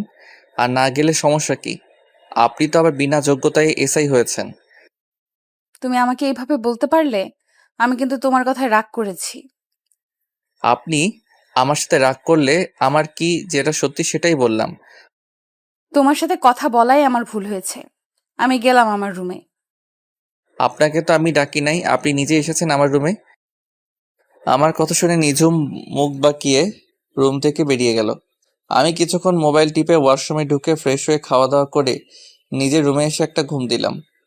দেখতে দেখতে আরো সপ্তাহখানিক চলে গেল। রিফাতকে আব্বু একটা বাসা দিয়েছে। রিফাত তার আব্বু আম্মুকে নিয়ে নতুন বাসায় থাকে। আর নিঝুম ওই দিনের পর থেকে আমার সাথে তেমন কথা বলে না। আমিও নিঝুমের সাথে তেমন কথা বলি না। একদিন সকালে নাস্তা করে বাসার বাইরে আসলাম। নিঝুম আজকে সকাল সকাল থানায় চলে গিয়েছে। আমি বাইক নিয়ে আখির সাথে দেখা করতে যাচ্ছি। হঠাৎ একটা পার্কে আমার চোখ গেল। দেখি নিঝুমের মতো একটা মেয়ে পুলিশের জামা পরে বসে আছে একটা ছেলের সাথে। আমি বাইকটা নিয়ে তাদের একটু কাছাকাছি গেলাম। হুম, আমি ঠিকই ধরেছি, নিঝুম আর আকাশ একসাথে বসে গল্প করছে। তার মানে আজকে সকাল সকাল বাসা বেরিয়ে আকাশের সাথে দেখা করতে এসেছে। আমি আর কিছু না ভেবে আখির বাসায় চলে গেলাম। ও আপনাদের তো বলতে ভুলে গেছে, আখি আর আখির বাবাকে একটা নতুন বাসায় নিয়ে এসেছি। তো যাই হোক, আখির রুমের সামনে এসে কলিং বেল চাপ দিলাম। আখি এসে দরজা খুলে দিল। আমাকে দেখে আখি বলল, আসসালামু আলাইকুম ভাইয়া, কেমন আছো? বাইরে দাঁড়িয়ে আছো কেন? ভেতরে আসো। ওয়ালাইকুম আসসালাম। আলহামদুলিল্লাহ, আমি ভালো আছি। আর আমি এখন ভিতরে যাব না, তোমাকে ওই দিন যে নতুন জামা কিনে দিয়েছি ওইগুলো পরে বাহিরে আসো। ভাইয়া তোমাকে নিয়ে এক জায়গায় যাব। আখি ঠিক আছে বলে রুমের ভিতরে চলে গেল। কিছুক্ষণ পর আখি বেরিয়ে আসলো। আখিকে একটা নীল রঙের জামা কিনে দিয়েছিলাম। নীল জামায় আখিকে অনেক সুন্দর লাগছে। তারপর আখিকে বাইকে করে নিয়ে পার্কে চলে আসলাম। পার্কে এসে দেখি নিঝুম এখন আকাশের সাথে বসে বসে গল্প করছে। আমি বাইক পার্কিং করে আখিকে নিয়ে পার্কের ভিতরে গেলাম। নিঝুম আর আকাশের থেকে একটু দূরে বসলাম। আর আখিকে রাস্তায় সবকিছু বুঝিয়ে দিছি কেমন অভিনয় করতে। আখি তার মতো করে অভিনয় করতে লাগলো। হঠাৎ পিছন থেকে নিঝুম আমাকে বলল, রাসেল, তোমার সাথে এই মেয়েটা কে? আর তোমরা দুজন পার্কে বসে কি করছো? আপনি জানেন না একটা ছেলে একটা মেয়ে পাশে বসে কি করে? তার মানে তুমি এই মেয়েটাকে ভালোবাসো? আপনি ঠিকই ধরেছেন। আমরা দুজন দুজনকে অনেক বেশি ভালোবাসি। আর আখিও আমাকে অনেক বেশি ভালোবাসে। ও, তার মানে তুমি আমাকে যে মেয়ের কথা বলেছো, এই সেই মেয়ে? হ্যাঁ, আখি আমাকে অনেক আগে থেকেই ভালোবাসে, কিন্তু আমি তাকে সবসময় ফিরিয়ে দিয়েছি। কিন্তু পরে বুঝলাম মেয়েটা আমাকে সত্যি অনেক ভালোবাসে। ও আচ্ছা, ঠিক আছে, তোমরা সুখে থেকো, এই দোয়া করি। এই বলে নিঝুম চোখ মুখ কালো করে পার্ক থেকে বেরিয়ে গেল। নিঝুম মন খারাপ করলা কেন? তার মানে নিঝুম আমাকে ভালোবাসে না? না, নিঝুম যদি সত্যি আমাকে ভালোবাসতো তাহলে ওই দিন আকাশকে কিস করলো কেন? না, আমার মাথায় কিছুই ঢুকছে না। আমি আর আখি আরো কিছুক্ষণ গল্প করে আখিকে বাসায় নামিয়ে দিয়ে আমি বাসায় চলে আসলাম। বাসায় কলিং বেল চাপ দিলাম। কিছুক্ষণ পর খালা এসে দরজা খুলে দিল। আমি নিজের রুমে গিয়ে ওয়াশরুমে ঢুকে ফ্রেশ হয়ে নিচে এসে খাবার খেয়ে একটা ঘুম দিলাম। বিকালে বাসার একটু বাহিরে গেলাম, একটা কাজ ছিল। কাজটা শেষ করে আস্তে আস্তে অনেক রাত হয়ে গেছে। বাইক নিয়ে বাসা আসার সময় হঠাৎ দেখি একটা গাছের বড় ঢাল রাস্তায় পড়ে আছে, আর আমার বাইকের টান ছিল অনেক বেশি। আমি ব্রেক কন্ট্রোল করতে না পেরে ঢালের সাথে মেরে দেই। তারপর আমার আর কিছু মনে নেই। আমি চোখ খোলার পর নিজেকে একটা হাসপাতালে অনুভব করি, কিন্তু হঠাৎ দেখি একটা মেয়ে আমার হাত ধরে বসে আছে। আমি মেয়েটার থেকে হাতটা সরিয়ে নিলাম। তারপর মেয়েটি আমার দিকে ঘুরলো। তখন আমি তাকে দেখে তো আরো বেশি অবাক হলাম। হুম, আপনারা ঠিকই ধরেছেন, ও আর কেউ নয়, নিঝুম। নিঝুম আমাকে দেখে বলল, রাসেল, তোমার জ্ঞান ফিরেছে? তোমার আজকে 2 দিন পর জ্ঞান ফিরেছে। তুমি শুয়ে থাকো, আমি বাসায় ফোন দিয়ে বলে দিচ্ছি। আচ্ছা আমার কি হয়েছে, আমি হাসপাতালে কেন? গতকাল রাতে তোমার আসতে দেরি দেখে আমি তোমাকে খুঁজতে বের হয়েছি। তোমার মোবাইল অনেকবার ফোন দিছি, কিন্তু তোমার মোবাইল বন্ধ বলেছে। তাই আমি নিজে বেরিয়ে পড়লাম। হঠাৎ রাস্তার পাশে দেখি তুমি পড়ে আছো। তোমার পুরো শরীরে রক্তে ভেজা ছিল। আমি তাড়াতাড়ি করে তোমাকে হসপিটালে নিয়ে আসি। তোমার মাথায় প্রচন্ড আঘাত লাগার কারণে অনেক রক্ত বের হয়েছে। আর আজ 2 দিন পর তোমার জ্ঞান ফিরেছে। ডাক্তার বলেছে 72 ঘন্টার মধ্যে জ্ঞান না ফিরে আসলে তুমি কোমায় চলে যাবে, কিন্তু আল্লাহর রহমতে তোমার 48 ঘন্টার মধ্যেই জ্ঞান ফিরেছে। আসলে আমি আমার এক বন্ধুর বাসায় গিয়েছিলাম। ওর বাসায় একটা কাজ ছিল, কাজটা শেষ করে আসতে অনেক রাত হয়ে গেছে। বাইক জোরে চালিয়ে আসছিলাম, হঠাৎ গাছের ডালটা চোখের সামনে পড়ে। নিজের বাইকের ব্রেক কন্ট্রোল করতে পারি নাই, তারপর আর কিছু মনে নেই। হয়েছে, এখন ছোট বাচ্চার মতো শুয়ে থাকো, আমি বাসায় সবাইকে ফোন দিয়ে বলছি। এই বলে নিঝুম বাসায় ফোন দিল। তারপর সবাইকে ফোন দিয়ে বলল আমার জ্ঞান ফিরেছে। তবে একটা জিনিস খেয়াল করলাম, নিঝুমের চোখ মুখ লাল হয়ে আছে, মনে হয় সারা রাত ঘুমাই নাই। তো যাই হোক, আধা ঘন্টা পর দেখি আব্বু আম্মু হাসপাতালে চলে এসেছে। আব্বু আম্মু একটার পর একটা কথা বলে যাচ্ছে, আমি কিছুই বলতে পারছি না, আমার মাথা ব্যথা করছে। তাই আজ 5 দিন পর আমাকে বাসায় নিয়ে আসলো। আমি এখন মোটামুটি সুস্থ আছি। পুরোপুরি সুস্থ হতে 1 মাস লাগবে। সবাই আমাকে ধরে নিজের রুমে এনে বিছানায় শুয়ে দিল। আমাকে রেস্ট নিতে বলে সবাই যার যার রুমে চলে গেল। আমি চোখ বন্ধ করে শুয়ে থাকলাম। হঠাৎ চোখ খুলে যেটা দেখলাম তার জন্য মোটেও প্রস্তুত ছিলাম না। আপনারা কি ভাবছেন নিঝুম? আরে না, ও আর কেউ নয়, আমার কলিজার টুকরো বোন রাইসা। কিন্তু রাইসা কখন হোস্টেল থেকে আসলো? আমি রাইসার মাথায় হাত রাখতেই রাইসা চোখ খুলে কান্না করতে লাগলো। তখন আমি রাইসাকে বললাম, কি রে রাইসা, কেমন আছিস? কখন আসলি বাসায়? আর তুই কান্না করছিস কেন? আমি কিছুক্ষণ আগে এসেছি। আমাকে রিফাত ভাইয়া সবকিছু ফোন দিয়ে বলেছে। কান্না করিস না, আমি ঠিক আছি। তারপর রাইসা কান্না বন্ধ করলো। কিছুক্ষণ নিঝুম খাবার নিয়ে এসেছে। তখন নিঝুম বলল, এবার 2 ভাই বোন কথা বন্ধ করে খাবার খেয়ে নাও। রাইসা তুই ফ্রেশ হয়ে আয়, আজকে তুই নিজ হাতে ভাইয়াকে খাইয়ে দিবি। আমার কথা শুনে রাইসা ওয়াশরুমে চলে গেল। নিঝুমের দিকে তাকিয়ে দেখি মুখটা কালো করে ফেলেছে। কিছুক্ষণ পর রাইসা ওয়াশরুম থেকে বেরিয়ে এসে একটা খাবার প্লেট হাতে নিয়ে আমাকে খাইয়ে দিতে লাগলো। নিঝুম আর দাঁড়িয়ে না থেকে রুম থেকে বেরিয়ে গেল। খাবার খাওয়ার পর রাইসা আমাকে ওষুধ খাইয়ে দিল। তারপর কিছুক্ষণ কথা বলে রাইসা বিদায় নিয়ে চলে গেল, কারণ রাইসার সামনে পরীক্ষা। দেখতে দেখতে 1 সপ্তাহ চলে গেল। এখন মোটামুটি সুস্থ আছি। নিঝুম যখন আমার রুমে খাবার নিয়ে আসে তখন আমি আম্মুকে ডাক দেই আমাকে খাইয়ে দেওয়ার জন্য। এতে নিঝুম অনেক কষ্ট পায়। নিঝুম প্রতিদিন থানায় যায়। আকাশ ছেলেটার সাথে কথা বলতে দেখি না, সব সময় কেমন যেন মনমরা হয়ে থাকে। ও, আপনাদের তো বলতে ভুলে গেছি, আখি মাঝে মাঝে এসে আমাকে দেখে গেছে। একদিন সকালবেলা সবাই মিলে নাস্তা করছি, তখন নিঝুম বলল, আন্টি, আমার এক বান্ধবীর বিয়ে, আমাকে অনেক জোর করে বলছে যাওয়ার জন্য। এখন তুমি বলো, আমি কি যাব?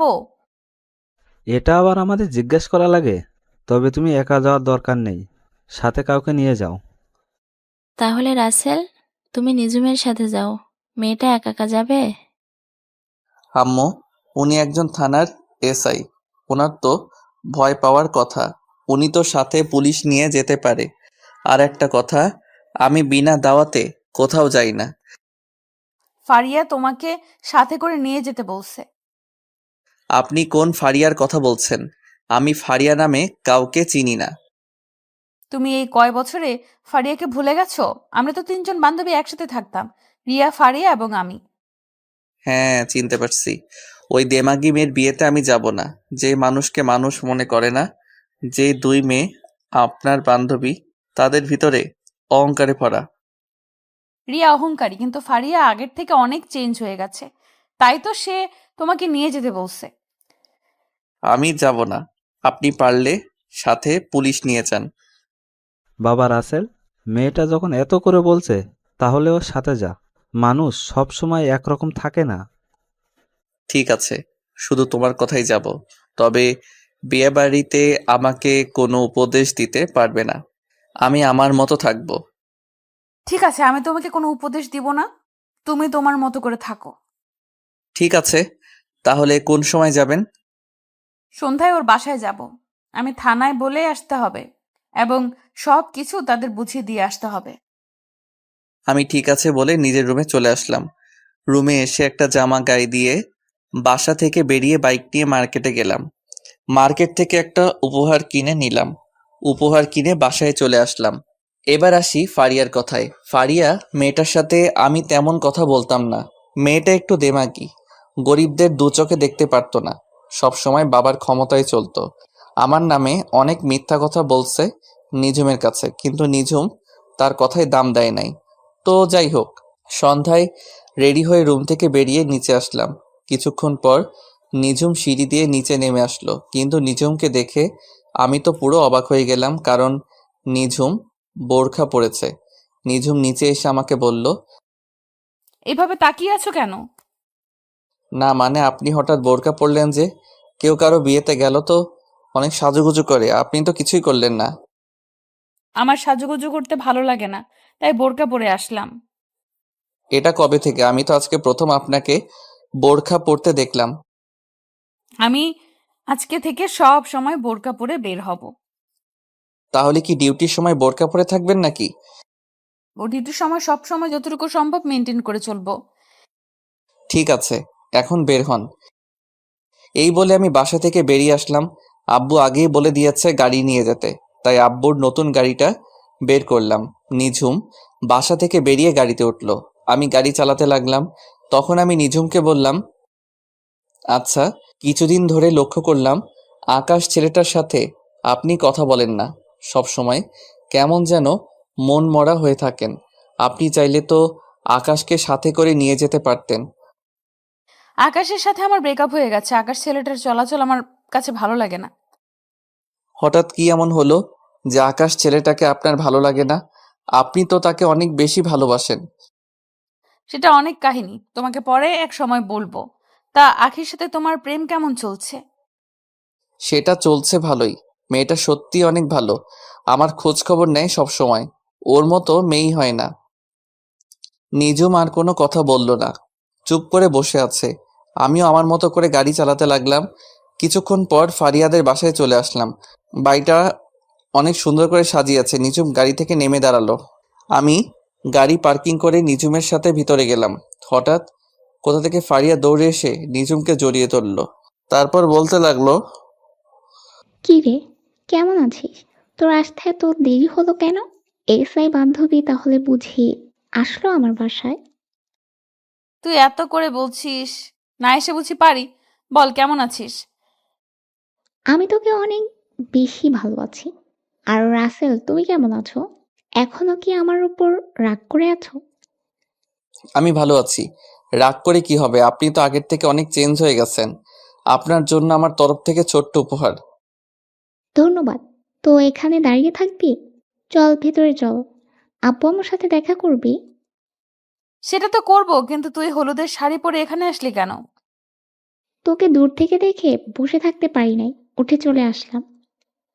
হয়েছে, এখন চল তোর আব্বু আম্মুর সাথে দেখা করে আসি। রাসেল, তুমি কি যাবে আমাদের সাথে? না, তোমরা যাও, আমি একটু চারপাশ ঘুরে দেখি।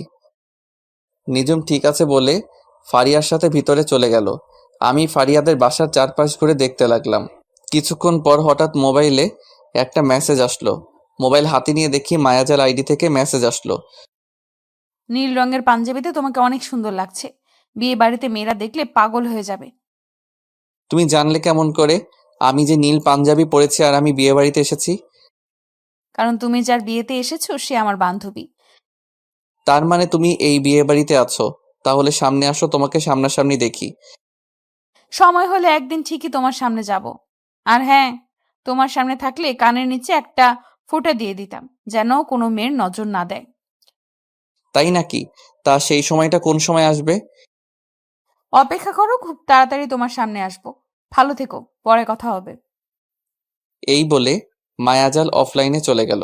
আমি একটা চেয়ারে বসে মোবাইল টিপতে লাগলাম। হঠাৎ একটা জায়গায় চোখ পড়ল। দেখি নিজুম একটা ছেলের সাথে হেসে হেসে কথা বলছে। তার গায়ে এখন আর বোরখা নেই। ও আরেকটি কথা, নিজুম গাড়ি থেকে নেমে মুখের নেকআপ সরিয়ে ফেলছে। এমনভাবে ছেলেটার সাথে কথা বলছে যেন অনেক দিনের চেনা। আমি তাদের দিকে না তাকিয়ে নিজের মতো করে মোবাইল টিপতে লাগলাম। দেখতে দেখতে অনুষ্ঠান শুরু হয়ে গেল। যে যার মতো করে ফারিয়াকে খাইয়ে দিচ্ছে এবং মুখে হলুদ লাগিয়ে দিচ্ছে। কিছুক্ষণ পর নিজুম ওই ছেলেটাকে নিয়ে স্টেজে উঠল। আমি মনে করছিলাম নিজুম আমাকে নিয়ে উঠবে, কিন্তু আমার ধারণা ভুল প্রমাণিত করে ওই ছেলেটাকে নিয়ে উঠল।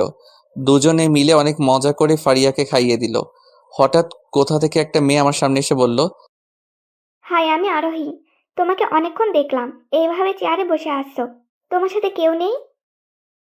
আছে, ওই যে স্টেজে যে ম্যাডামকে দেখছো, ওনার বডিগার্ড হয়ে এসেছি। আর আমি রাসেল। তুমি দেখতে অনেক সুন্দর। একটা কথা বলি, রাখবে? ঠিক আছে, রাখার মতো হলে অবশ্যই রাখবো। আমার সাথে কেউ নেই, আমার সাথে স্টেজে উঠবে? প্লিজ মানা করো না। আমি ঠিক আছে বলে আরোহীর সাথে স্টেজে উঠলাম। নিজুমের চোখ মুখ লাল হয়ে আছে। আমি নিজুমের থেকে চোখ সরিয়ে ফারিয়ার পাশে গিয়ে বসলাম। তখন ফারিয়া বলল, কি রে আরোহী, তুই রাসেলকে চিনিস? দুজনে একসাথে আসলি। ওনাকে চিনি না, তবে মাত্র পরিচয় হলো। তার মানে তুমিও রাসেলকে চিনো? চিনবো না কেন? রাসেল আর আমি একসাথে কলেজে পড়ছি। কিন্তু রাসেল বলল ও নাকি তোমার এসআই বান্ধবী। রাসেল তোর সাথে মজা করছে। রাসেল কলেজেও সবার সাথে একটু বেশি দুষ্টুমি করতো। হয়েছে, এবার কথা বলা বন্ধ করে হা করেন। এখনো অনেক লোক বাকি আছে।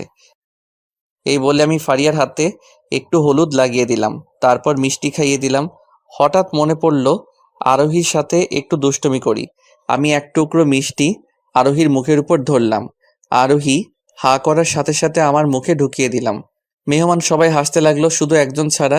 সেই মানুষটাকে আপনারা ভালো করে জানেন। সবকিছু শেষ করে আমি স্টেজ থেকে নেমে আসলাম।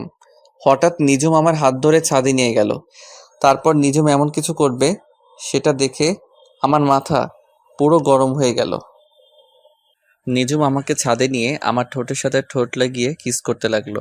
আমি নিজুমকে জোর করে ছাড়িয়ে ঠাস করে 2টা থাপ্পড় মেরে দিলাম। তারপর আমি বলতে লাগলাম, তোর সাহস কি করে হয় আমাকে কিস করার? রাসেল, আমি তোমাকে ভালোবাসি। আমি তোমাকে অন্য মেয়ের সাথে সহ্য করতে পারি না। তোর মতো মেয়ের মুখে ভালোবাসা মানায় না। তুই একটা খারাপ মেয়ে। তোর একটা দিয়ে হয় না, তোর 4-5টা লাগে। তুমি আমাকে এমন কথা বলতে পারলে? আমি কোন দিক দিয়ে তোমার কাছে খারাপ? সেটা তুই ভালো করে জানিস। তোকে নতুন করে বলতে পারবো না। তুই চিন্তা করে দেখ। না, আজকে তোমাকে বলতে হবে। আমার জানা মতে আমি কোনো খারাপ কাজ করি নাই। তাই নাকি? আকাশের সাথে কিস করা, আকাশের সাথে প্রতিদিন মোবাইলে যে রোমান্টিক কথাগুলো বলছিস, যেটা মুখ দিয়ে প্রকাশ করার মতো না, এখন আকাশকে ছেড়ে দিয়ে নতুন আরেকটা ধরছিস, তারপরেও বলবি তুই ভালো মেয়ে?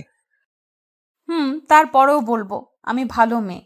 এতদিন যা কিছু হয়েছে সবকিছু অভিনয়। আর কত কথা লুকাবি? আর তোর মতো মেয়েকে আমি ভালোবাসতে পারবো না। আমি আকিকে ভালোবাসি। না, তুমি আমাকে ছাড়া অন্য কাউকে ভালোবাসতে পারবে না। তুমি শুধু আমার। আজকে তোমাকে সবকিছু খুলে বলবো। আমাকে সবকিছু খুলে বলবি মানে? যা বলবি সোজাসুজি করে বল। আকাশ হলো আমার থানার একজন পুলিশ। আকাশকে আমি বলি তোমার সামনে কিছুদিন অভিনয় করার জন্য। আমি দেখতে চেয়েছি আমাকে অন্য কারোর সাথে দেখলে তুমি কেমন রিয়্যাক্ট করো। তার থেকে আরো একটা কথা শুনলে তুমি বেশি অবাক হয়ে যাবে। কি কথা যেটা শুনলে আমি অবাক হয়ে যাব? তুমি এত বছর যে মায়াজাল আইডির মানুষটার সাথে কথা বলে আসছো, ওই মানুষটা আমি। কি? তার মানে ওই আইডির মেয়েটা তুই। সবকিছু বুঝলাম, তাহলে তুই আকাশকে ওই দিন কিস করলি কেন? আরে পাগল, ওই দিন তোমাকে দেখানোর জন্য আমি আর আকাশ এভাবে দাঁড়িয়েছি, যেন তুমি বুঝতে পারো আমি আকাশকে কিস করছি। তার মানে এতদিন আমাকে বোকা বানিয়ে আসছো? আমাকে এতদিন কষ্ট দিছো, যে মেয়ে আমাকে কষ্ট দিতে পারে সে কখনো আমার ভালোবাসা পাবে না। সরি রাসেল, এরকম কষ্ট আর কখনো তোমাকে দিব না। কিন্তু আমি তো আকিকে ভালোবাসি, তাই তোমাকে ভালোবাসা আমার পক্ষে সম্ভব নয়। তাই না? আখির সাথে তোমার কেমন পরিচয় সেটা আমি জেনে গেছি। আখি আমাকে সব কিছু গতকাল বলেছে। আমাকে একটু শক্ত করে জড়িয়ে ধরবে? তোমাকে জড়িয়ে ধরে আবার কিস করতে মন চাইছে। তো করো, আমি তোমাকে মানা করছি? বলতে দেরি, আমি নিঝুমকে জড়িয়ে ধরে কিস করতে লাগলাম। কিছুক্ষণ পর ছেড়ে দিলাম। দুজনে হাঁপাতে লাগলাম, তারপর দুজনে নিচে চলে আসলাম। আমাকে একটা থাকার রুম দেওয়া হয়েছে, যেটা ফারিয়ার পাশের রুম। নিঝুম ফারিয়ার সাথে ঘুমিয়েছে। সকালবেলা বুকটা কেমন যেন ভারী লাগছে। চোখ খুলে দেখি নিঝুম আমাকে জড়িয়ে ধরে শুয়ে আছে। ঘুমন্ত অবস্থায় নিঝুমকে অনেক সুন্দর লাগছে। আমি নিঝুমের কপালে একটা চুমু দিলাম, সাথে সাথে নিঝুমের ঘুম ভেঙে গেল। তখন নিঝুম বলল, আমি কিন্তু ঘুমিয়ে নেই। তার মানে তুমি জেগে আছো? তো তুমি কোন সময় আমার রুমে আসলে? কিছুক্ষণ আগে তোমার রুমে এসেছি, কিন্তু তোমাকে ঘুমন্ত অবস্থায় অনেক সুন্দর লাগছে, তাই না ডেকে তোমাকে জড়িয়ে ধরে শুয়ে পড়লাম। হয়েছে, এখন ওঠো, কেউ রুমে চলে আসবে। তোমাকে জড়িয়ে ধরে থাকতে আমার ভালোই লাগছে, আর একটু থাকো না। আর থাকা লাগবে না, বাসায় যাওয়ার পর যা করার করো। এটা কিন্তু বিয়ে বাড়ি। তার থেকে বড় কথা, আমাদের এখনো বিয়ে হয়নি। বিয়ে হয়নি তো কি হয়েছে, চলো আমরা দুজনে কাজী অফিসে বিয়ে করে ফেলি। মাথা খারাপ? আমি বাবা মায়ের একমাত্র সন্তান, বড় করে ধুমধাম করে তোমাকে বিয়ে করব। কিন্তু তোমার আব্বু আম্মু যদি মেনে না নেয় তখন কি করবে? আমার আব্বু আম্মু কখনো আমার কথা ফেলে নাই, আমার বিশ্বাস তারা রাজি হবে।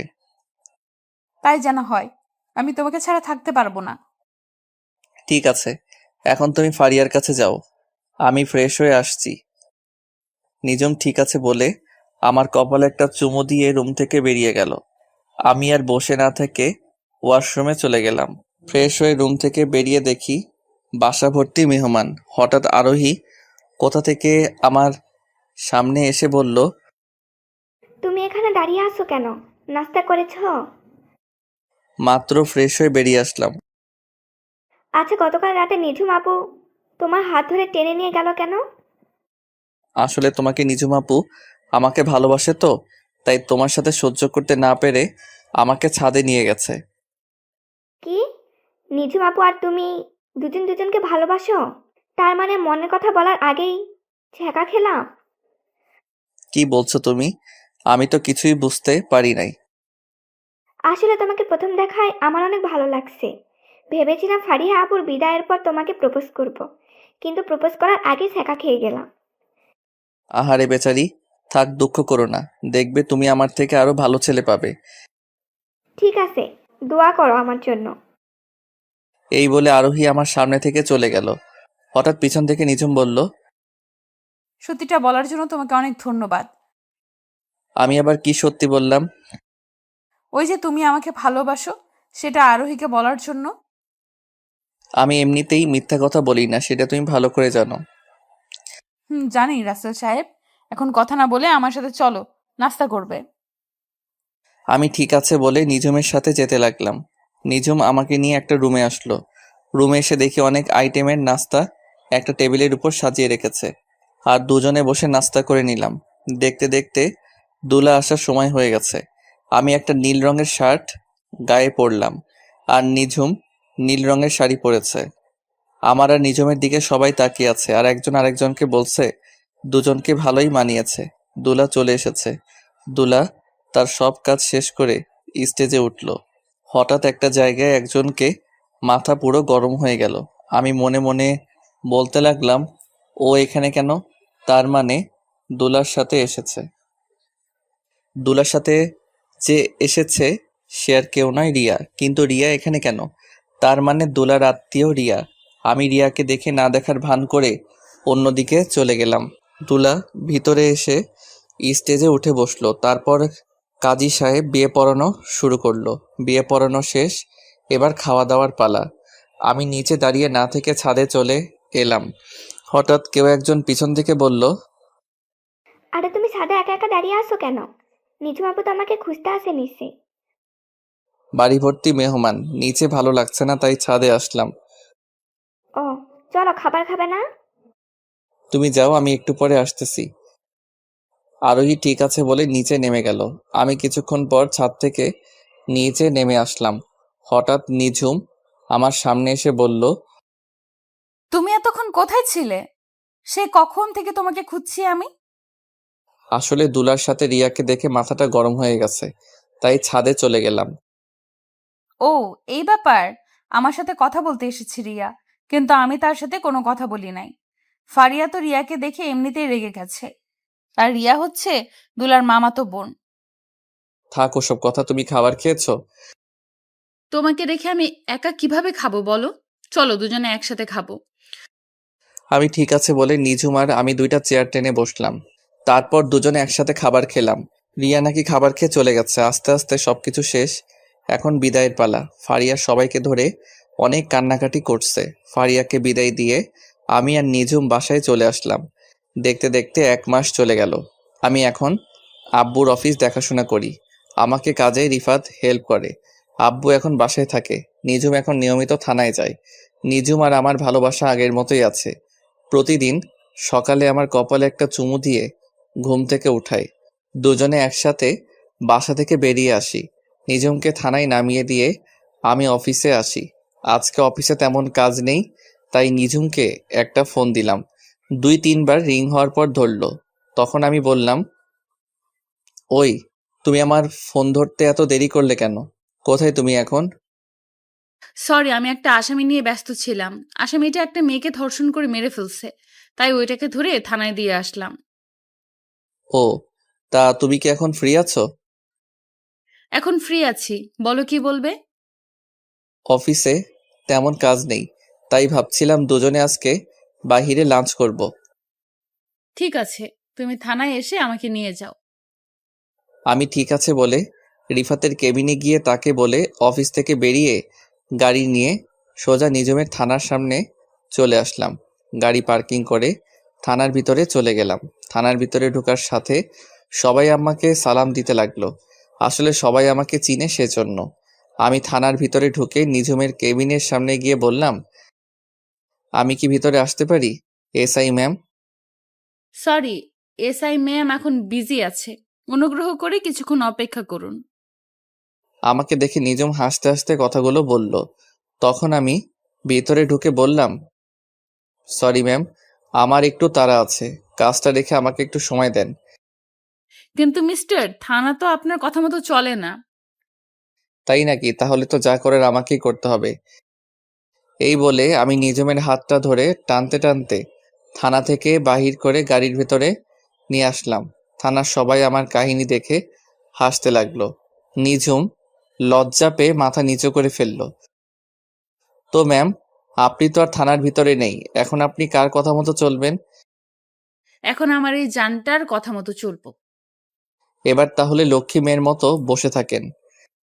এই বলে আমি গাড়ি নিয়ে একটা রেস্টুরেন্টের সামনে গিয়ে দাঁড়ালাম। গাড়ি থেকে নেমে দুজনে রেস্টুরেন্টের ভিতরে গেলাম। খাবার খেয়ে নিঝুমকে থানায় নামিয়ে দিয়ে আমি অফিসে চলে আসলাম। দেখতে দেখতে আরো 1 মাস চলে গেল। আমি এখন একটা গোডাউনের ভিতরে বসে আছি। কিছুক্ষণ পর আমার লোক রিয়া এবং মেয়র বেঁধে আমার সামনে নিয়ে আসলো। তখন রিয়া আমাকে দেখে বলল, রাসেল, তুমি এখানে? আমাকে আর বাবাকে ধরে নিয়ে এসেছো কেন? তুই জানিস না আমার বাবা একজন মেয়র? আমি সব জানি। আমার কয়টা মাস চলে গেছে তোদের ধরতে। অনেক চেষ্টা করেছি ধরার জন্য, দিনরাত অনেক পরিশ্রম করছে, কিন্তু পারি নাই। আজকে সফল হয়েছি। তুই আমাদের এখানে ধরে এনেছিস কেন? তুই জানিস আমার একটা ফোনে তোকে দুনিয়া থেকে বিদায় করে দিতে পারি। সেটা আপনি কখনো পারবেন না। আর আপনি হয়তো এটা জানেন না, আপনি মেয়ের হয়ে যা সম্পদ আছে তার থেকে 3 ডাবল সম্পদ আমাদের আছে, কিন্তু তা নিয়ে আমরা কখনো অহংকার করি না। তাহলে আমাদের এখানে ধরে এনেছিস কেন?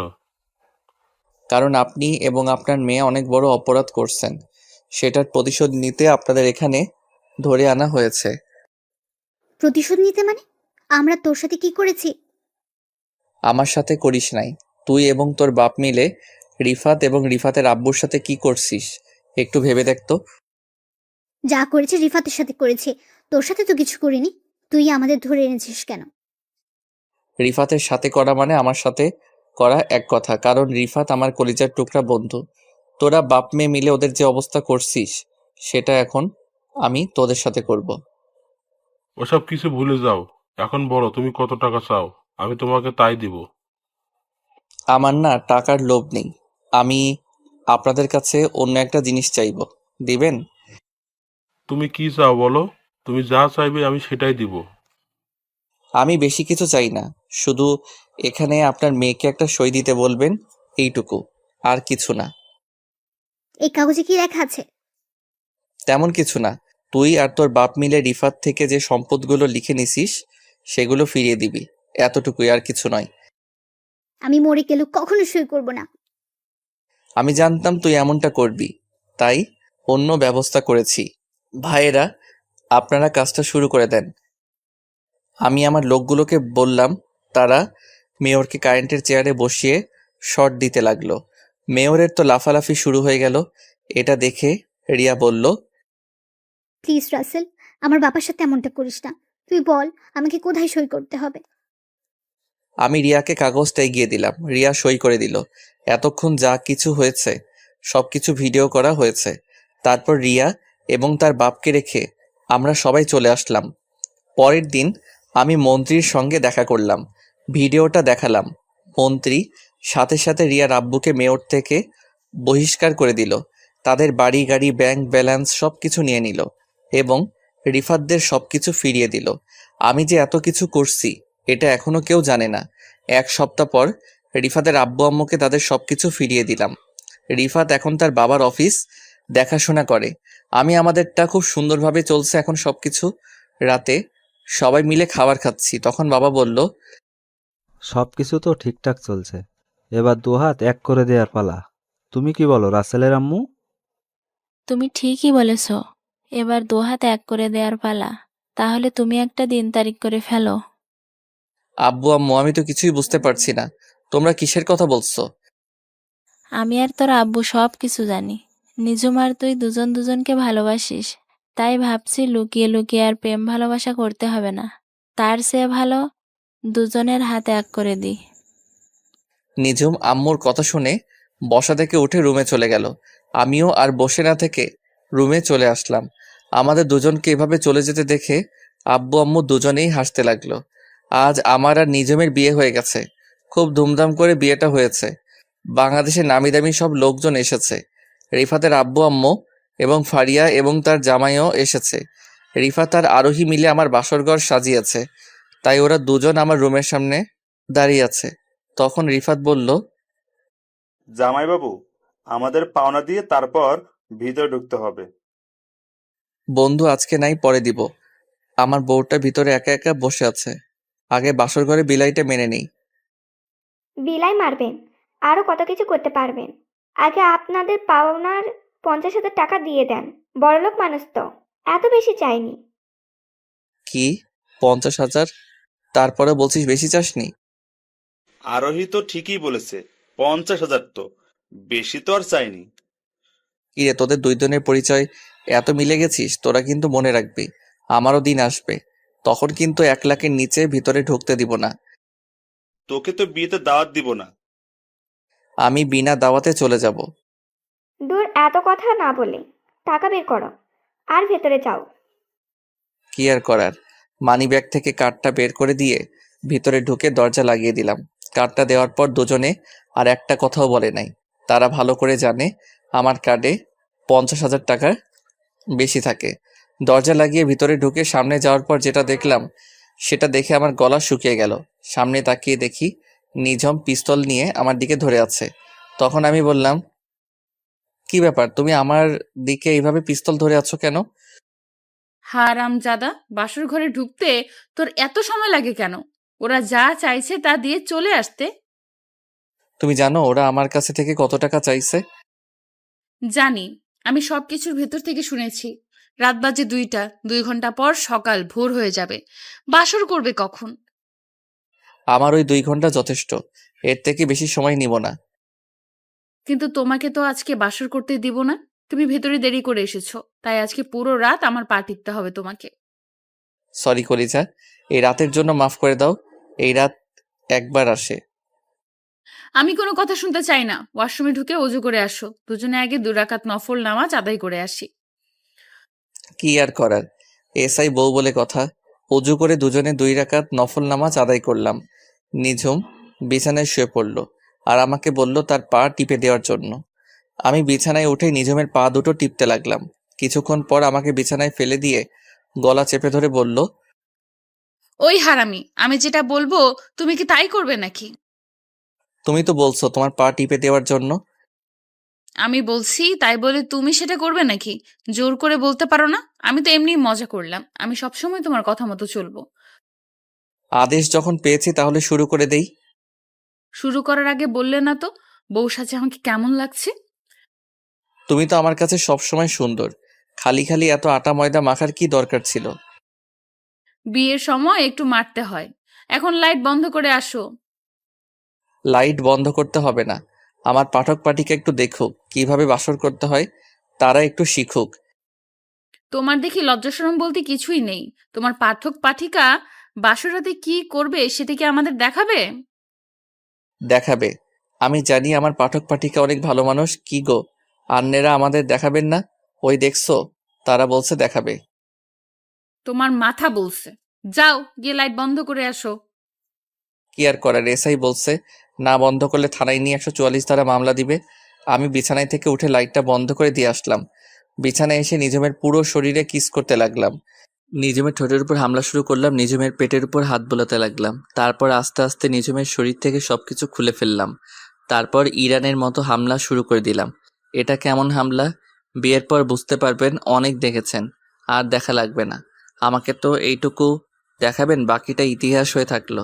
দেখতে দেখতে আমার আর নিঝুমের সংসার ভালোই চলতে লাগলো। নিঝুম এসআই চাকরি ছেড়ে দিয়েছে, বাসায় এখন আব্বু আম্মুর খেয়াল রাখে আর আমি অফিস দেখাশোনা করি। এর ফাঁকে আরোহী আর রিফাতের বিয়ে ঠিক হয়ে গেল। আপনাদের সবার দাওয়াত থাকলো। রাইসা এখন কলেজে পড়ে, তো সবাই আমাদের জন্য দোয়া করবেন। নামাজ পড়ো মুসলিম বোন ও ভাই, নামাজ ছাড়া দুনিয়াতে শান্তি নাই। নামাজের কথা রেখো স্মরণ, নামাজ দিয়ে সাজাও জীবন। নামাজ ছেড়ে করো না ভুল, নামাজ হলো ইবাদতের মূল। সুলম মুসলিম ভাই ও বোনেরা, 5 ওয়াক্ত নামাজ পড়ো, জীবনকে সুন্দরভাবে গড়ে তোলো।